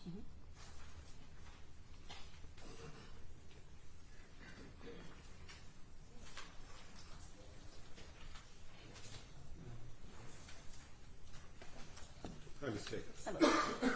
I just want to pinpoint the exact time you saw the person slumped on the floor. Because I know you arrived at the mall, wrong address, or wrong location. Yes. What time was it, if you know, when you first saw that individual? I don't know the exact time.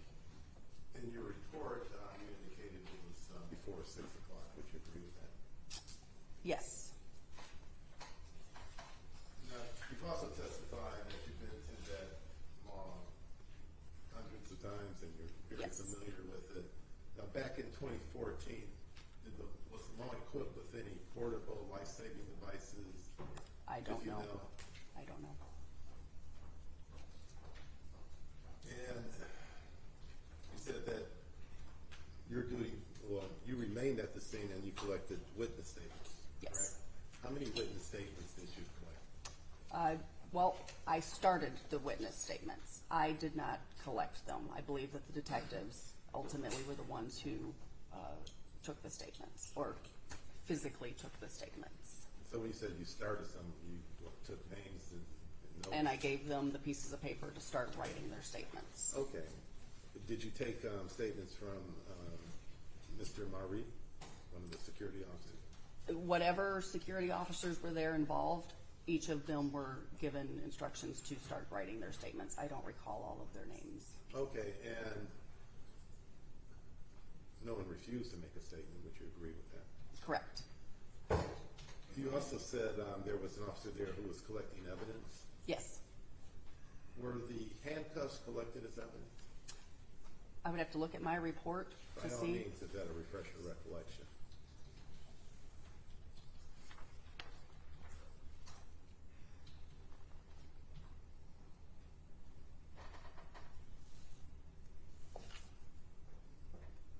Yes, they were turned over to our specialist, who is our evidence tech, Okay, and who was that individual? Pat Meyer. Thank you.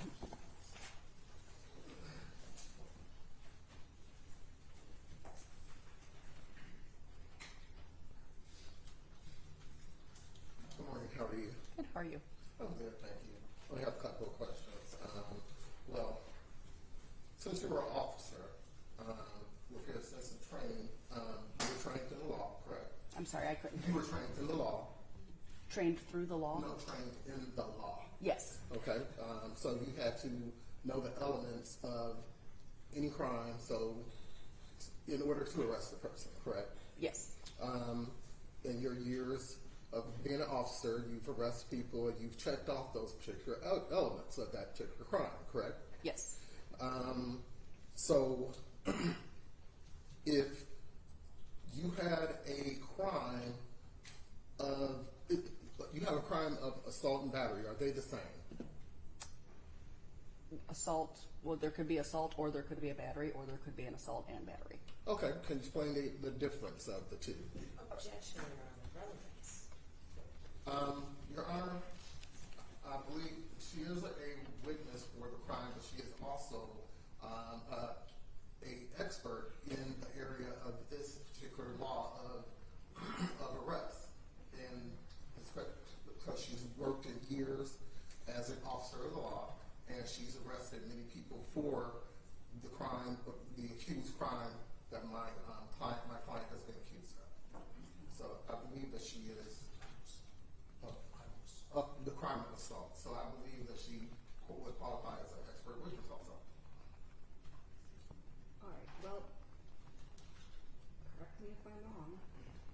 believe that what the defense is indicating is that there was an assault made by Mr. Cochran against Sergeant Chapis.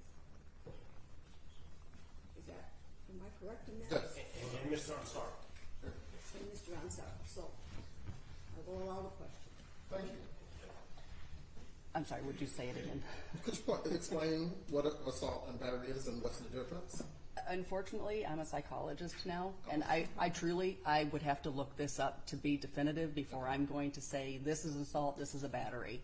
I would have to look it up in the, at that time I would not have, but I've been retired for 4 years. Okay, that's fair. Let's see. Well, are you able to remember any of the elements of assault that, at the time that you arrested someone for? Have you ever arrested someone for assault? I have. Okay. That's too far. Well, it's a little far afield, yes. Okay.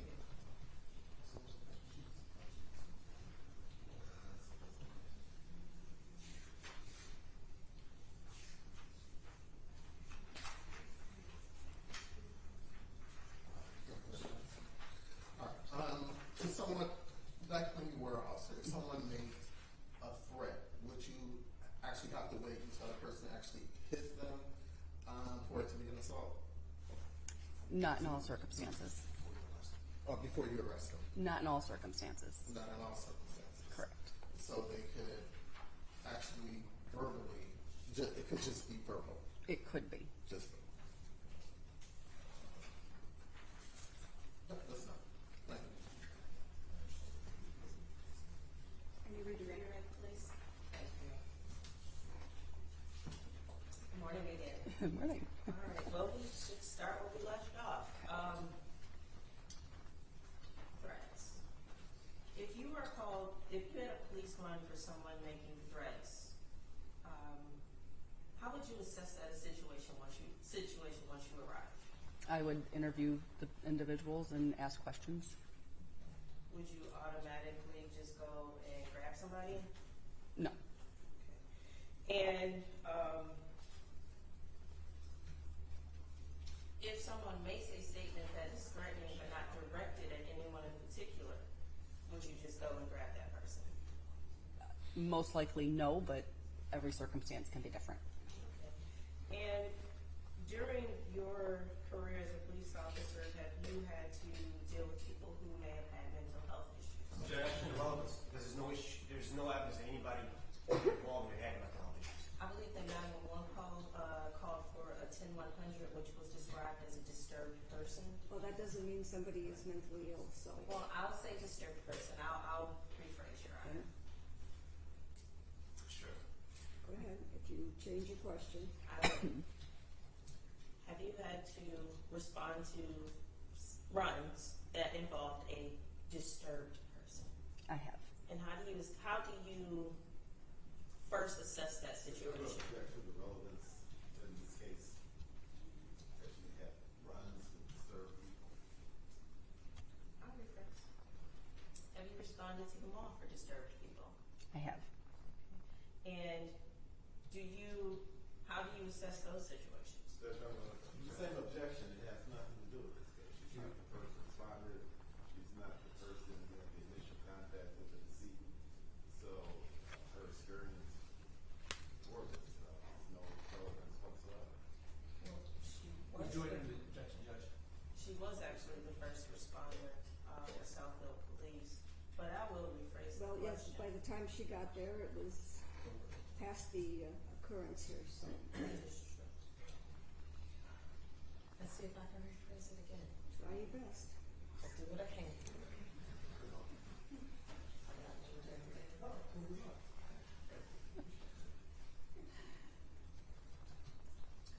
When you received this run on January 28, 2014, were you advised that a disturbed person might be involved? I'd have to look at the CAD notes or my report. Please do, if that'll refresh your memory.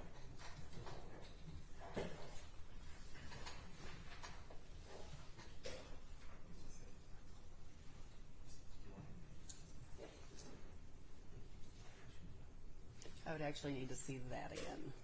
I'm sorry. I would need to see, yeah. All the lovely glasses again.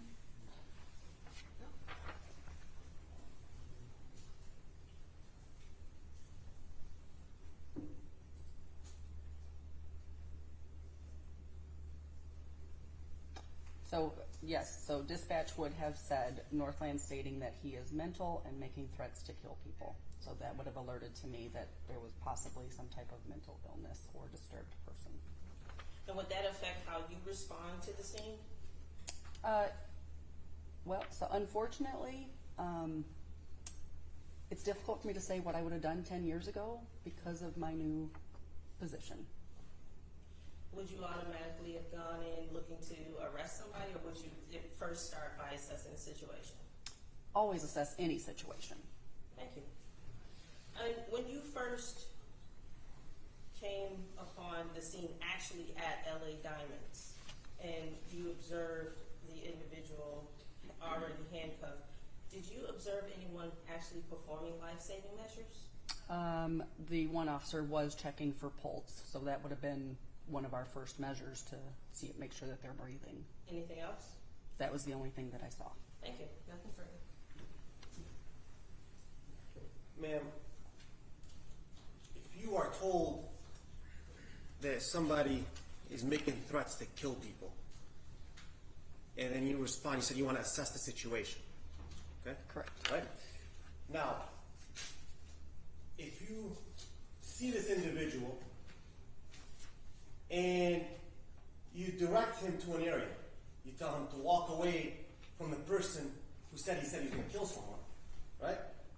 And he just stands there. Does that factor into your assessment of the situation? It does. All right. And if at some point he starts to approach you and you tell him, sir, do not approach me. Is that something you would say? Sir, do not approach? Potentially. All right. And if he does approach, how does your assessment change? It depends on the set of circumstances. Oh. Knowing that he had told you he was going to kill somebody, and then he approaches you, do you then have a concern about your safety? Potentially. And if he gets closer, the higher your concern becomes, correct? Potentially, yes. If his fists are clenched, is that something that would weigh on your mind? Absolutely. As he's getting closer to you? Yes. Right? Would you at that point take defensive measures to protect yourself? In some cases, yes. Would you consider pepper spray to be a defensive measure? I would. Right. And you would consider it to be appropriate in that situation of somebody having threatened to kill someone and then approaching you after you told them not to, correct? With the additional information, yes. With his fists Yes. clenched? Yes. Right? All of that information, if you were there, you would feel that applying pepper spray to that individual is an appropriate measure to defend yourself, correct? I think that that would be appropriate. And once you've pepper sprayed that individual, you would want to restrain him, correct? Correct. Put him in handcuffs, correct? Yes. To prevent him from grabbing any objects or causing you any harm, correct? Or others. Right. You would have concern for yourself and for others, right? Yes. And if your fellow officers saw you struggling to put the handcuffs on that man, you would expect them to step in and help you, correct? Aaron, I'm going to have to object at this point. This exceeds the scope of redirect. It is completely within the scope of every right. I stopped at assessing the situation. We've gone to now we have people jumping in after an arrest. Okay, well, that's assessing the situation. I'm overruling the objection. If you were struggling with the man who threatened to kill somebody and approached you with his fist clenched, and you could not get the handcuffs on him, Officer Rivera was there with you that day, Yes. right? Was he a normal partner to you, or just that day he was your partner? Just one of the officers. Okay, all right. If a fellow Southfield police officer was on scene, you would expect that they would step in and help you, correct? Absolutely. All right.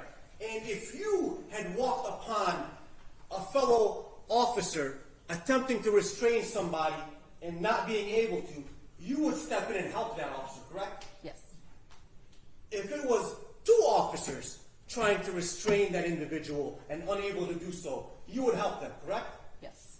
If it was three officers trying to restrain the individual and unable to do so, you would step in and be a fourth person to help them, correct? Correct. A fifth? If needed. No matter what the number is, if they are struggling, you would step in to help them, correct? Yes. And that's what you would expect any officer to do, correct? Yes. Or a normal citizen, right? I can't say what a normal citizen is going to do. If you saw someone struggling today, you're not an officer, do you think you would step in to try to help? I'm not a normal Objection, Your citizen. Honor. Relevance and Oh. it ceases to spell. I'll withdraw the question. Thank you. Thank you. I have other questions. No questions, John, no questions. Thank you. Thank you. You may step down.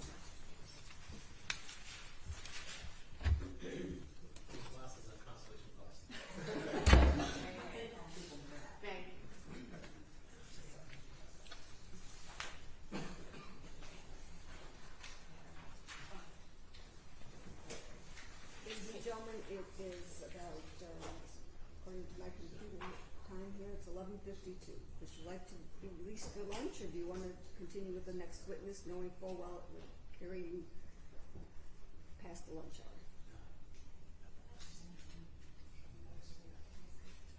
Can we approach? Yes.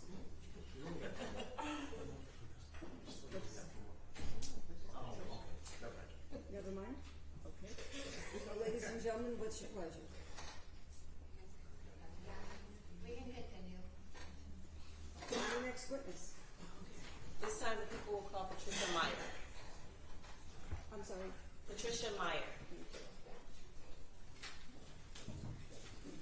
You're gonna go that way, behind the bar, to the stage, into it. There's too many doors up there.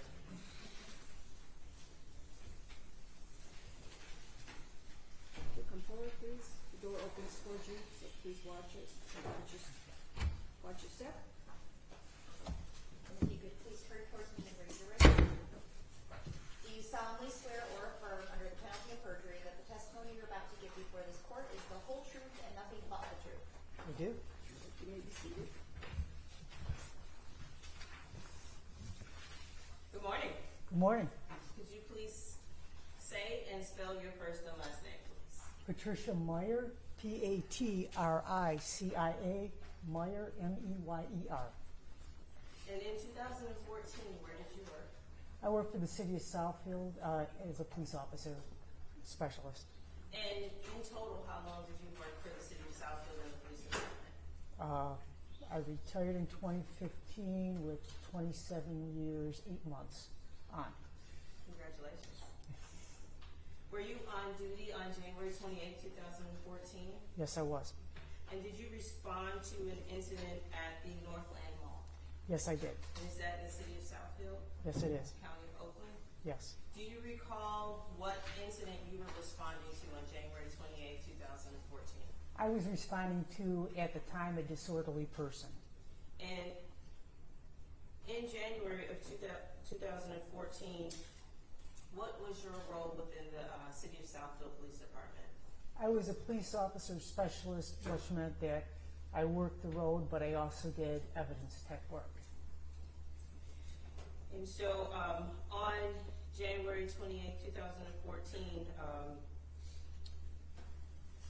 when you arrived at Northland, what's the first thing you observed? First thing I observed was the Mr. McKenzie.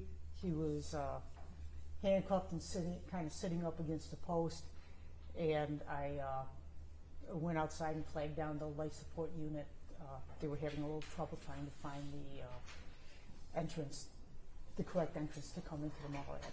I'm going to ask you to try and keep your voice up. Okay. Okay. So if I heard you correctly, you went outside to flag unit? Yes, I did. And were you able to do that? Yes, I did. Okay, what happens when you flag down the life unit? They came inside, I followed, they immediately started working on Mr. McKenzie. They took him out of the Northland Mall on a gurney and to Providence Hospital, and I followed them there. Now, when you first enter the mall and you make your initial observation of Mr. McKenzie handcuffed, are you able to assess at that point in time if he's responsive or conscious? I didn't see him saying anything or anything, but I literally just kind of ran past and ran out to flag down the life support unit because I was listening to the fire channel on my radio, on my prep, and they were having a difficult time, and I wanted to make sure that he got medical treatment as soon as possible. And when you actually return to the area, the life unit is already... Yes, they are there. Okay. Yeah, I followed them in.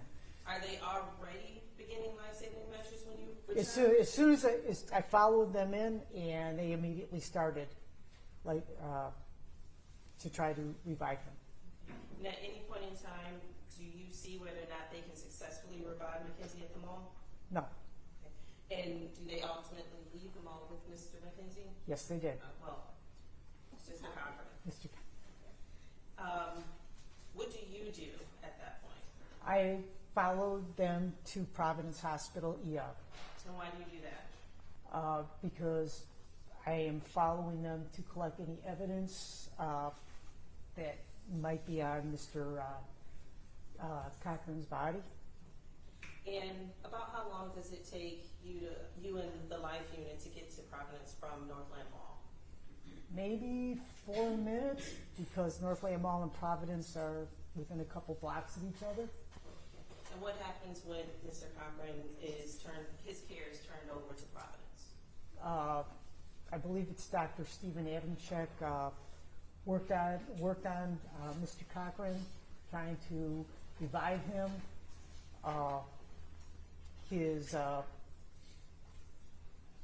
Unfortunately, they were not able to do so.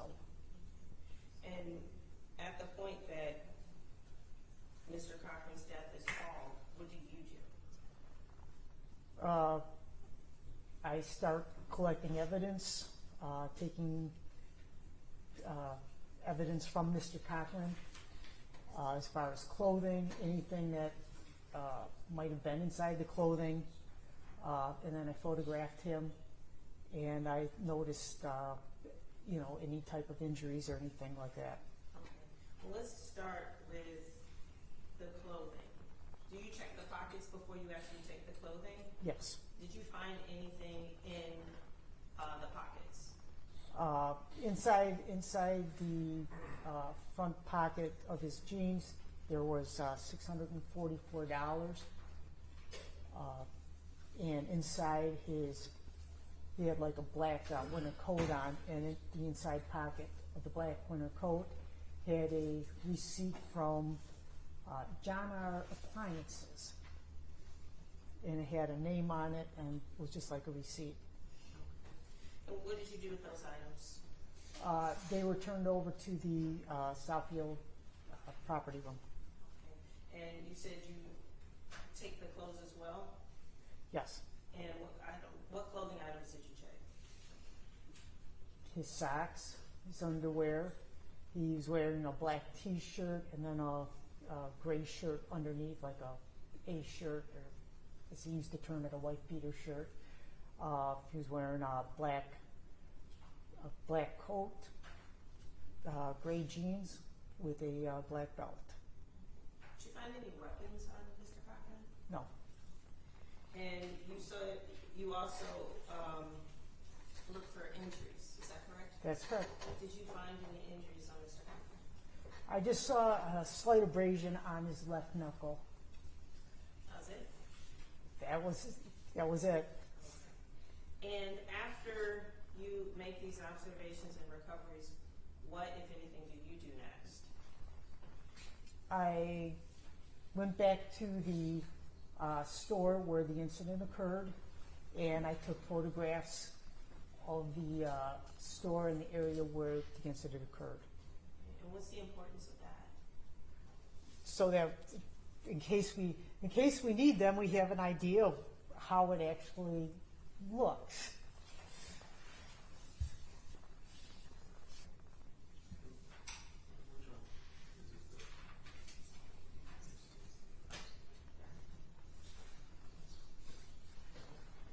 Now, when you go back to Northland and you photograph, did you observe any weapons either in LA Diamonds or in the area of where you first observed Mr. Cochran? No.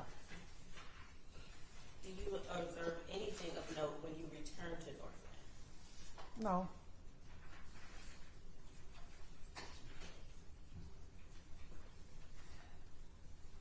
Now, I previously showed you a series of photographs. Did you recognize those photos? Yes. And how did you recognize those photos? Those are photos that I took. And those were taken on January 28th, 2014? Yes. Did they accurately reflect first the scene of LA Diamonds as well as items that were collected by you? Yes. Did you collect any evidence at Northland Mall? Yes, I did. What did you collect? I collected the handcuffs that were used to cuff Mr. Cochran, and I also collected a can of pepper spray that was used to spray Mr. Cochran. And those were also turned over to the Southfield Police Department property room. Permission to approach your? Yes. Thank you. I'm going to pass you what have been marked as People's Proposed Exhibits 48 through 66. Do you recognize those? Yes, I do. Those are photos that you reviewed earlier today and that were actually taken by you? Yes. People would move to admit People's Proposed Exhibits 44 through 48 through 66. Excuse me. No objection. No objection. Motion to publish, Your Honor? Yes, you may. For purposes of the record, we're looking at Exhibit 48. Could you tell us what we're looking at? That's just the leaderboard for the SD card, so that it's got the complaint number on it, where it happened, what it is, the date I took it, and the time that I started the SD card. And it's my name. And that time says 1900, Yes, 7 p.m. 7 p.m. Looking at Exhibit 50, what are we looking at? That's the LA Diamond store, exterior facing south. And moving forward to Exhibit 53, what are we looking at? Again, the LA Diamond store. It's looking south west, but that's the east side of the LA Diamond store. And in this picture, are you able to point out where you first observed Mr. Cochran, when you first come into the mall? No, not. Where was He would have been. There was a post further out from the store, I believe. I don't even know if it's.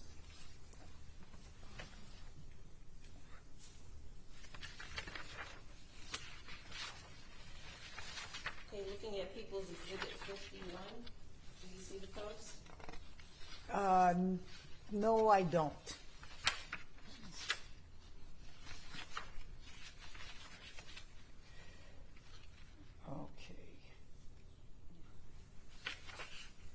Okay, maybe I am mistaken. It might have been that front post there by the LA Diamonds. Are we looking to the left or the right? To the right. And I have a post spotlighted. Does that help? Yes. And just for purposes of the record, that's to the right, kind of not quite behind, but behind that garden planter.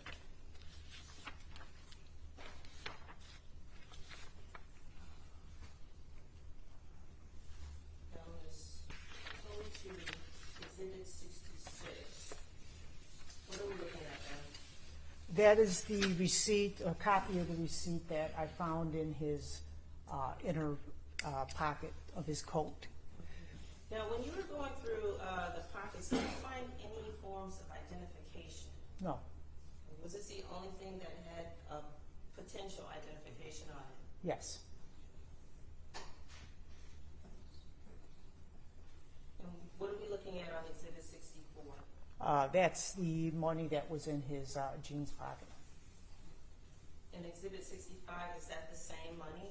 Yeah, Okay, and is there a reason you take 2 photographs of it? just so that you can see the denominations and that, yes, the $644 is there before I put it into property. And looking at Exhibit 63, what are we looking at? That is Mr. Cochran's phone, And where was that recovered? from Mr. Cochran. Do you remember specifically where it was?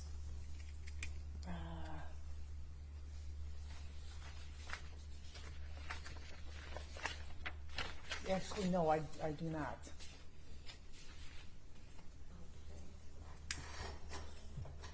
Looking at Exhibit 62, what are we looking at? Those were the handcuffs that were used to secure Mr. Cochran. And is that 1 or 2 sets? That is 2 sets linked together. And is that how you received the handcuffs? Yes.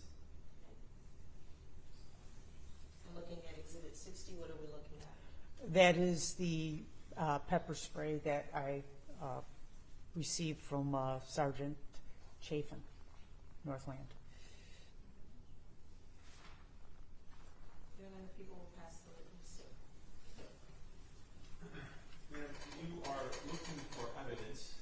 When you find evidence, you photograph them, correct? Correct. And if you find a piece of evidence and there's evidence on that item, you zoom into that, correct? If I can, yes. You found no blood stains on these handcuffs, correct? Not that I saw, no. And so nothing to indicate they were used as a weapon, correct? Correct. And you indicated that you saw abrasions on his hand. I saw just like a slight abrasion on his left knuckle. Okay, so that can be from being aggressive. Would that be fair to say? Objection, speculation. Okay, well, even It is speculation. okay, and you take photos of evidence for law enforcement, correct? That's correct. And you take photos of things that you believe may be relevant to a case, correct? Correct. And to a theory of a case, correct? I'm To sorry? a theory of what a case may be about, correct? No, I just take what I think is going to be evidence. Okay. Did you photograph his knuckles? I do believe I photographed his body, his person. Yeah, I don't see any of those photographs here. It's recorded in my report that, yes, I photographed his body, so probably did, yes, but they're not here. So to take a photo of his knuckles, that's something that you saw, you found very important, correct? Well, it's something that I most likely would have taken a photo of. It's just not in these photos here. Have you ever photographed an individual accused of domestic violence that had injuries in his knuckle on someone else? Objection, relevance. Judge, the foundation is that Your Honor, she photographs injuries, and she has an understanding that herself. That's what I'm asking, Judge. There's no relevance to a domestic violence. You took a photo of his knuckles because that may be evidence of aggression, correct? Yeah, I'm gonna object. It's Why are you still looking at her? Answer speculation. the question. I'm objecting. Was she? She is objecting. It's still calling for speculation. So she's an evidence then. I don't believe she. Okay, look, I'm sorry. I did not know the court was getting ready to speak. I apologize. Ms. Meyer, why do you take photographs of injuries on someone's body? I take photographs of injuries on somebody's body because it might prove to be evidentiary at some further time in trial or in court, or a way of determining at some point in time what might have occurred.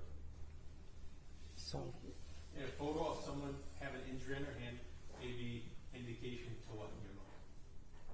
that they, She was a police officer for 27 years. I think she can answer the question. Go ahead. that there was an injury there, not how it was sustained or anything like that, but there was an injury there. So you don't have any basis as to why a person may have an injury in their hand in a situation like that on her knuckles? Yeah, I believe that was is as an speculation. action. Thank you. Ma'am, you indicated that there was no other injuries on this individual's body, correct? There was nothing else that I noted at the time. Okay. Ma'am, do you recall, you indicated that this was because someone's you got a call to the mall because someone's being disorderly, correct? It started off as a disorderly subject at the mall. That's the way our dispatch. Did you get information indicating that this individual making threats to kill someone? No.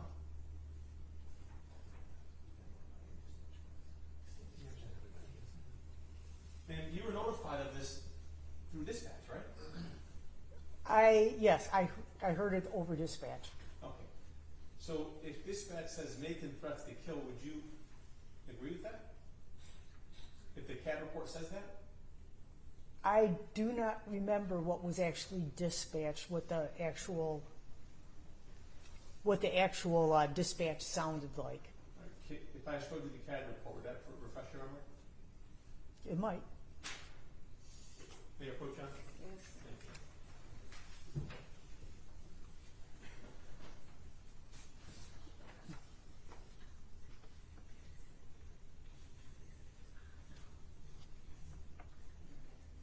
Do you see the highlighted blue, man?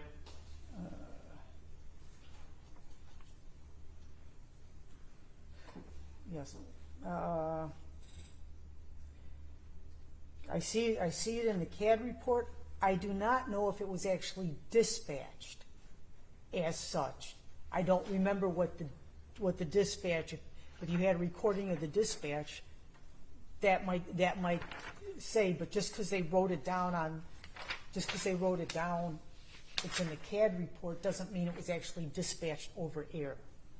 So you don't know whether it was dispatched I don't remember if it was or not. I'm sorry.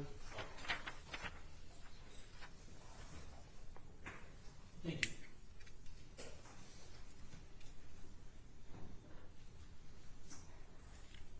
Ms. Meyer, you said that you had a dual role that particular evening. One as a police officer and the other as an evidence technician, correct? Yeah, that's the role of a specialist in the city of Southfield. You're a peace officer, but you also have to take fingerprints, photographs, collect samples of blood evidence, any of that. Okay, and you're not out there just freestyling, are you? You're directed by a detective or another officer about photographs or? No,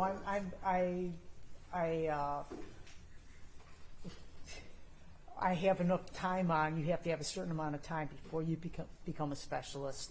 At least when I was there, and yeah, a lot of schooling and everything. So yeah, I don't need a detective to tell me what to do, or another officer to tell me what to do. They usually just tell me what they saw, or there's something over there or something over there, and I will take care of it.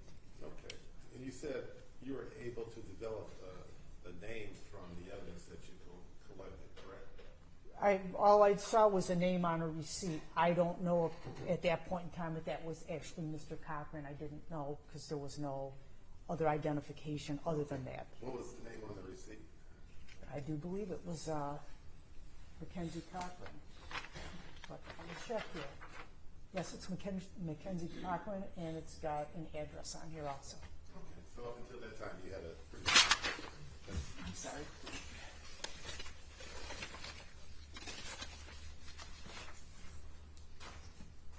That'll work better. Up until that time you pretty much had a John Doe on your hands. I didn't know who it was at that point in time. I just had a man. Okay.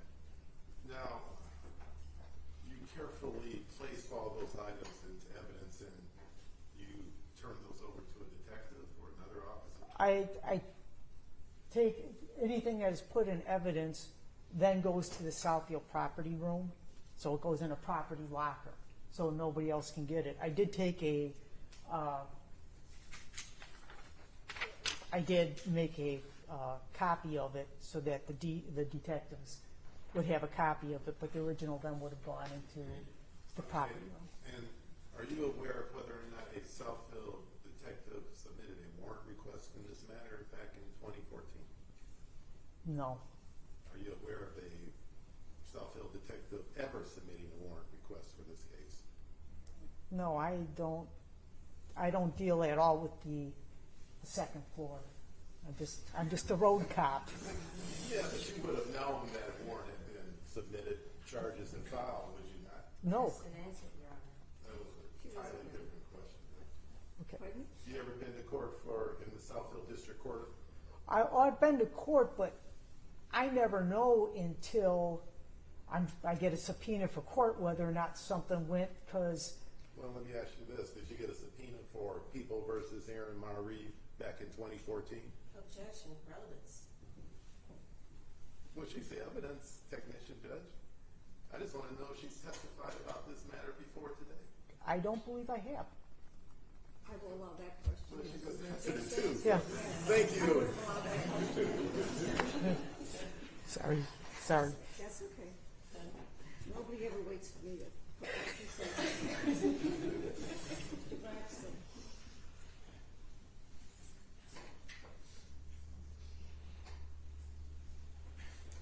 Good morning. Good morning. It's afternoon. Oh, good afternoon. Let's see. So far, I've learned that you have a dual role as a specialist officer and an evidence technician. You have 27 years on force. You've, in that 27 years, you've also... Your Honor, I'm going to object and also ask a question. Well, I know. In that 27 years, you've worked as a regular officer too, correct? Correct. You've testified in trials? Yes. You've arrested people? Yes. So in order to arrest someone, you had to know the law. Yes. I'm going to ask you a question about, because of this, do you know the difference between assault and battery? Do I know the difference between assault and could you- battery? Yes. Well, a battery is an unwanted touching, and an assault is like coming up to somebody and kind of yelling at them and stuff. Okay, so basically an assault is not physical. Not usually, no. Okay, but it can be nonverbal too, correct? Yes, it can. Okay, thank you. I saw on the video, and I'm sure you had, it was a picture of two handcuffs linked together. Is that how they were when you received them? Yes. Okay, so you did not change them? Nope. Okay, do you have any idea why the two handcuffs were linked together? Yes. Okay, could you please explain? Well, I'm going to object and ask that you lay a foundation that it comes from personal knowledge. Oh, okay. Those the handcuffs that you received, they were taken into evidence, correct? correct. And you received that evidence how? From Officer Potter. And did you do an interview, or did you? I asked you if that the handcuffs were linked together. Yes. And you said you knew. How do you know how the handcuffs were linked together? Who told you, or did you see? Okay.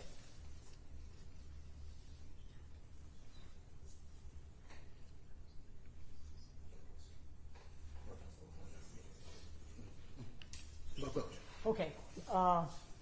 The handcuffs were removed from Mr. Cochran when Life Support One was treating him. Officer Potter took them from Life Support 1, I don't remember the gentleman's name, and directly gave them to me. So that's how I got them, and they were just still linked together.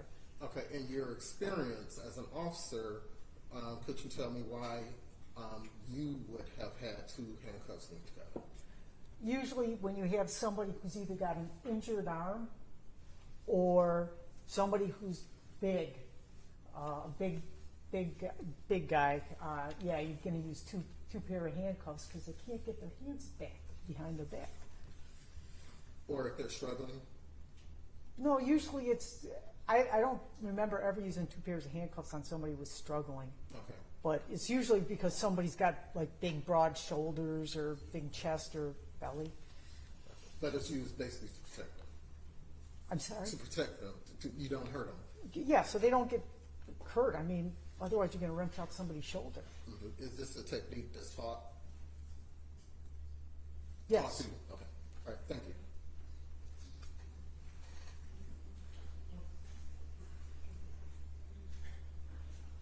Any redirect? Very good. Other than the small abrasions on Mr. Cochran's knuckles, did you take any photos of any other injuries involved in this incident? No, Or are you advised of any other injuries sustained during this incident? no. Thank you. Nothing, Judge. Thank you. You may step down, Ms. Meyer. Please watch your step.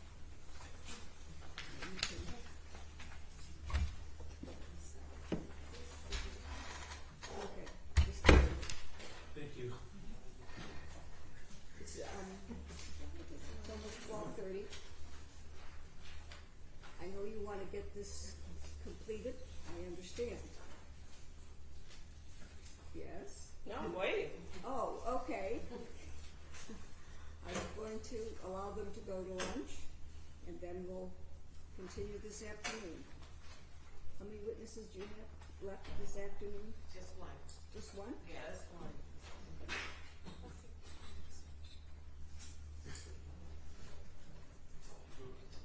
That's why we were pointing that out to you to see if it. Oh, all right, okay. All right, well then yes, I get it. So your fifth witness is Dr. Schmidt, Yes, and that'll have to be tomorrow. yes. Because he's out of town today. Yes. Okay. All right, well then let's finish up with this witness and then I can release you for the day.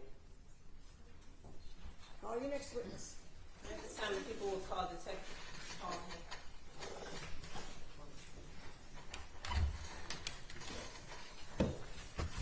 Excuse me.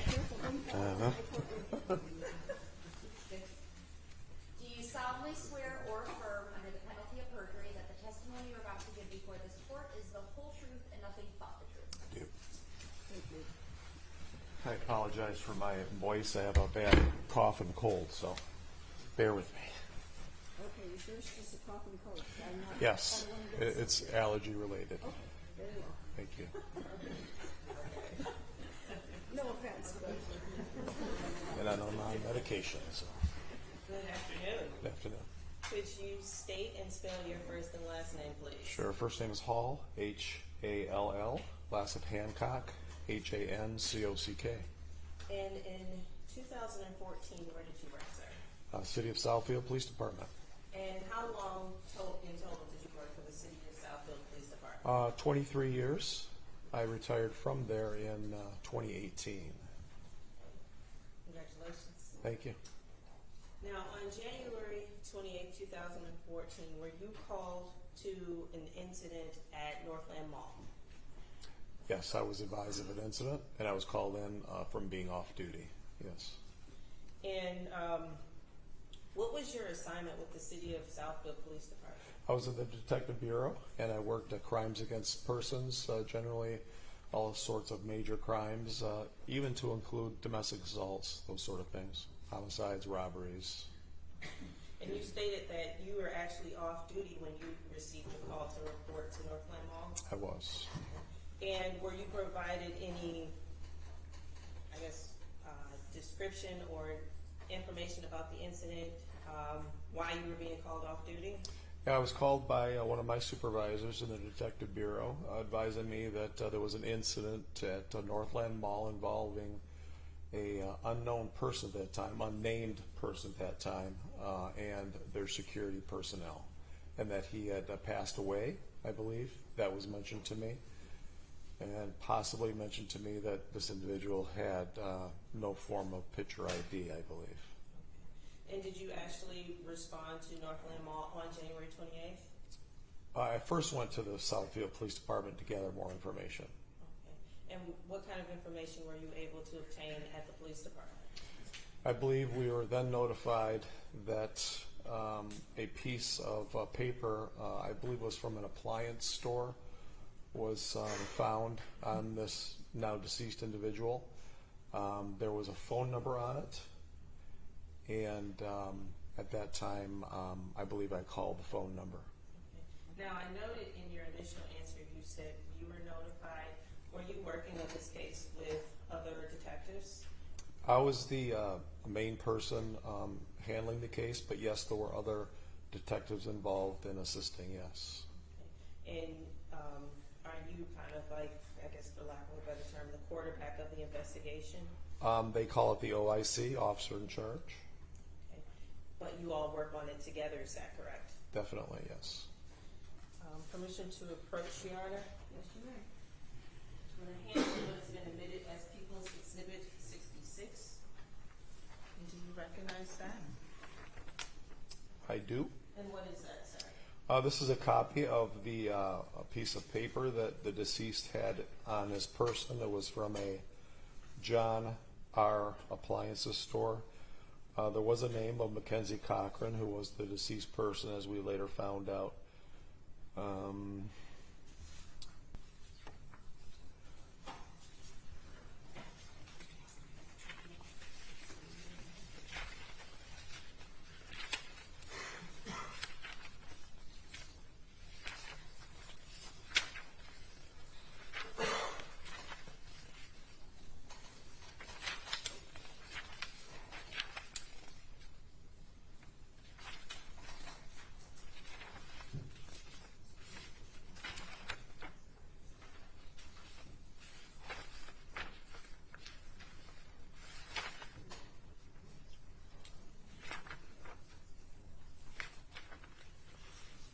I don't see it noted in these reports that you handed me. Sir, to your knowledge, did the Oakland County prosecutor ever file charges against these men, yes or no? Objection, relevance. No, they did not. Thank you, sir. That's perfect.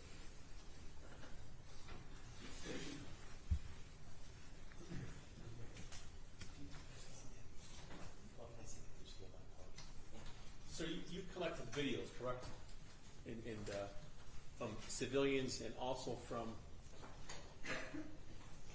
security as well? I didn't collect them. There was someone else that assisted with that collection. Okay, well, you're aware of being off in charge, they eventually submitted. Being off in charge, eventually they were handed to you, correct? Sometimes they were handed to me, and sometimes officers would put them directly into the property section. Okay. And if I had to review footage, if I didn't have them personally, I would get them out of our property section to then review them. Okay. As the officer in charge, sir, you collect evidence, correct? Or you gather evidence that's been collected. Yes. Right? You meet with potential witnesses, correct? Yes. You bring everything together that law enforcement put together, and you submit it to the prosecutor's office, correct? Yes. Did you also meet with the medical examiner as well? Yes, I was there for the autopsy. Okay. And Dr. Drakovich at the time was medical examiner, if you remember, correct? Yes. He's been there forever, hasn't he? Yes. And you met with, were you part of a meeting between the medical examiners and law enforcement? I believe there was some sort of a meeting. Okay. And at the time, this case had publicity, didn't it? Yes. And you, along with others, did a thorough investigation, correct? I believe there was a thorough investigation done. And you didn't collect video from Northland Mall, but it was eventually given to you, correct? Yes. As a officer in charge, you reviewed the videos, correct? Yes. And you had videos from LA Diamonds, correct? Yes. And video from civilians, correct? Yes.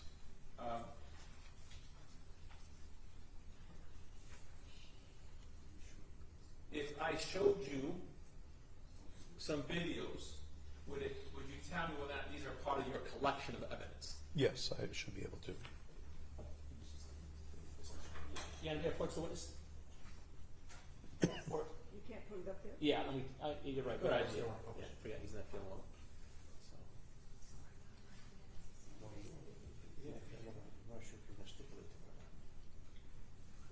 Let me show you defense proposed exhibit number 1.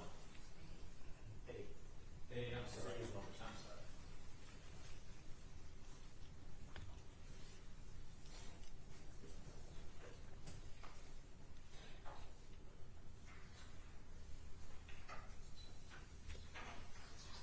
Is this something that's already been permitted? Judge, it's a collection. And I'm saying, Oh. sir, are those videos that you collect as part of being an officer in charge? Yes. All right. Now, each one is by itself, correct? Yes. So this is a collection of all 3, is that right? Yes. Yeah, I would admit this exhibit as to the page. No objection. Submitted.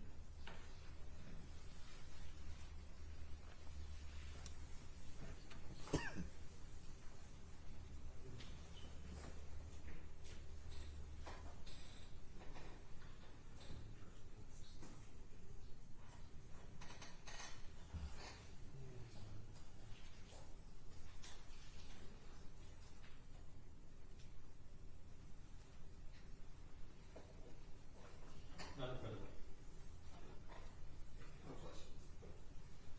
Nothing further, Your Honor.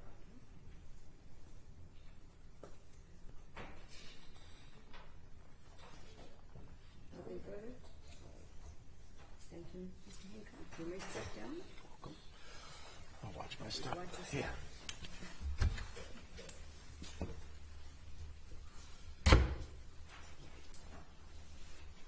All right, and it's my understanding that this is the last witness you have to present today. You have one more witness that will be presented tomorrow afternoon. Yes. Okay. All right then. Ladies and gentlemen of the jury, I'm going to release you for the day. I do caution you not to discuss the case with anyone, and also not to watch any news reports or read any articles about this case, whether in paper form or on social media. Thank you. All rise, jury.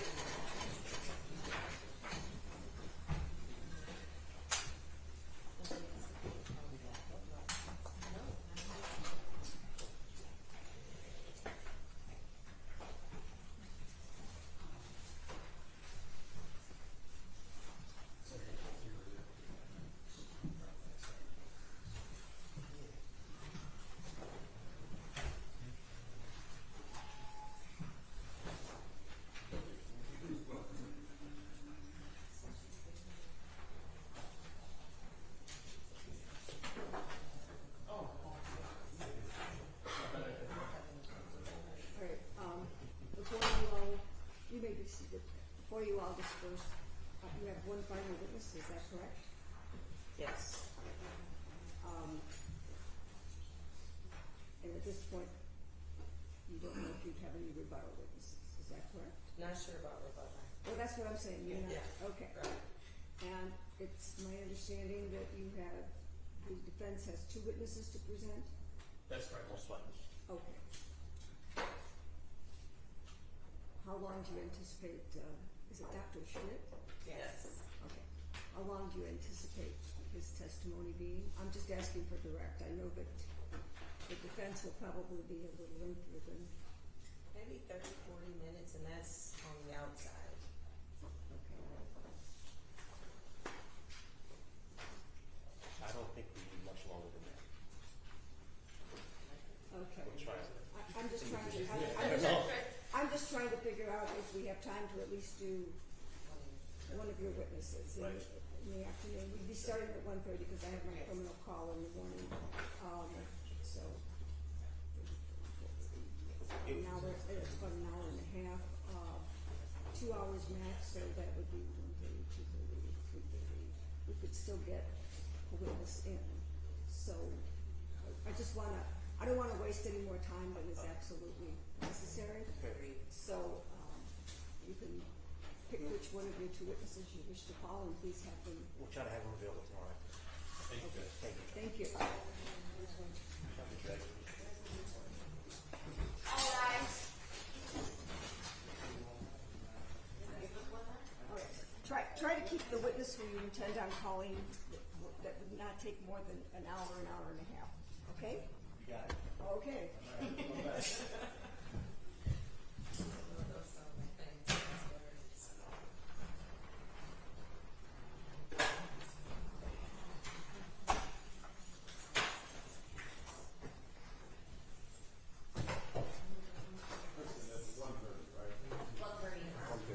So I have a question about your witnesses. Is the medical examiner still going to be via Zoom? No, the medical examiner will be live, but the use of force expert. So he said he had logged on to the Zoom and was in a waiting room or something.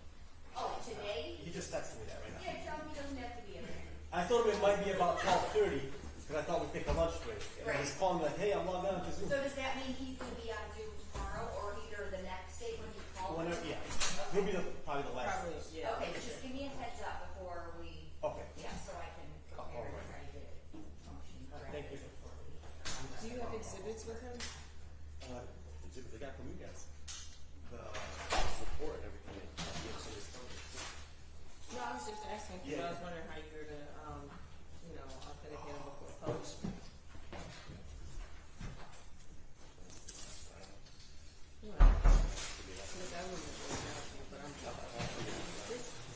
I'll share the screen with them or something. Just email the exhibits to him. Yeah. That way you can. Oh, he got them already. Yeah. I just need to Yeah. get through. But does he have them as? Yeah, I'll keep them. Oh, Mark.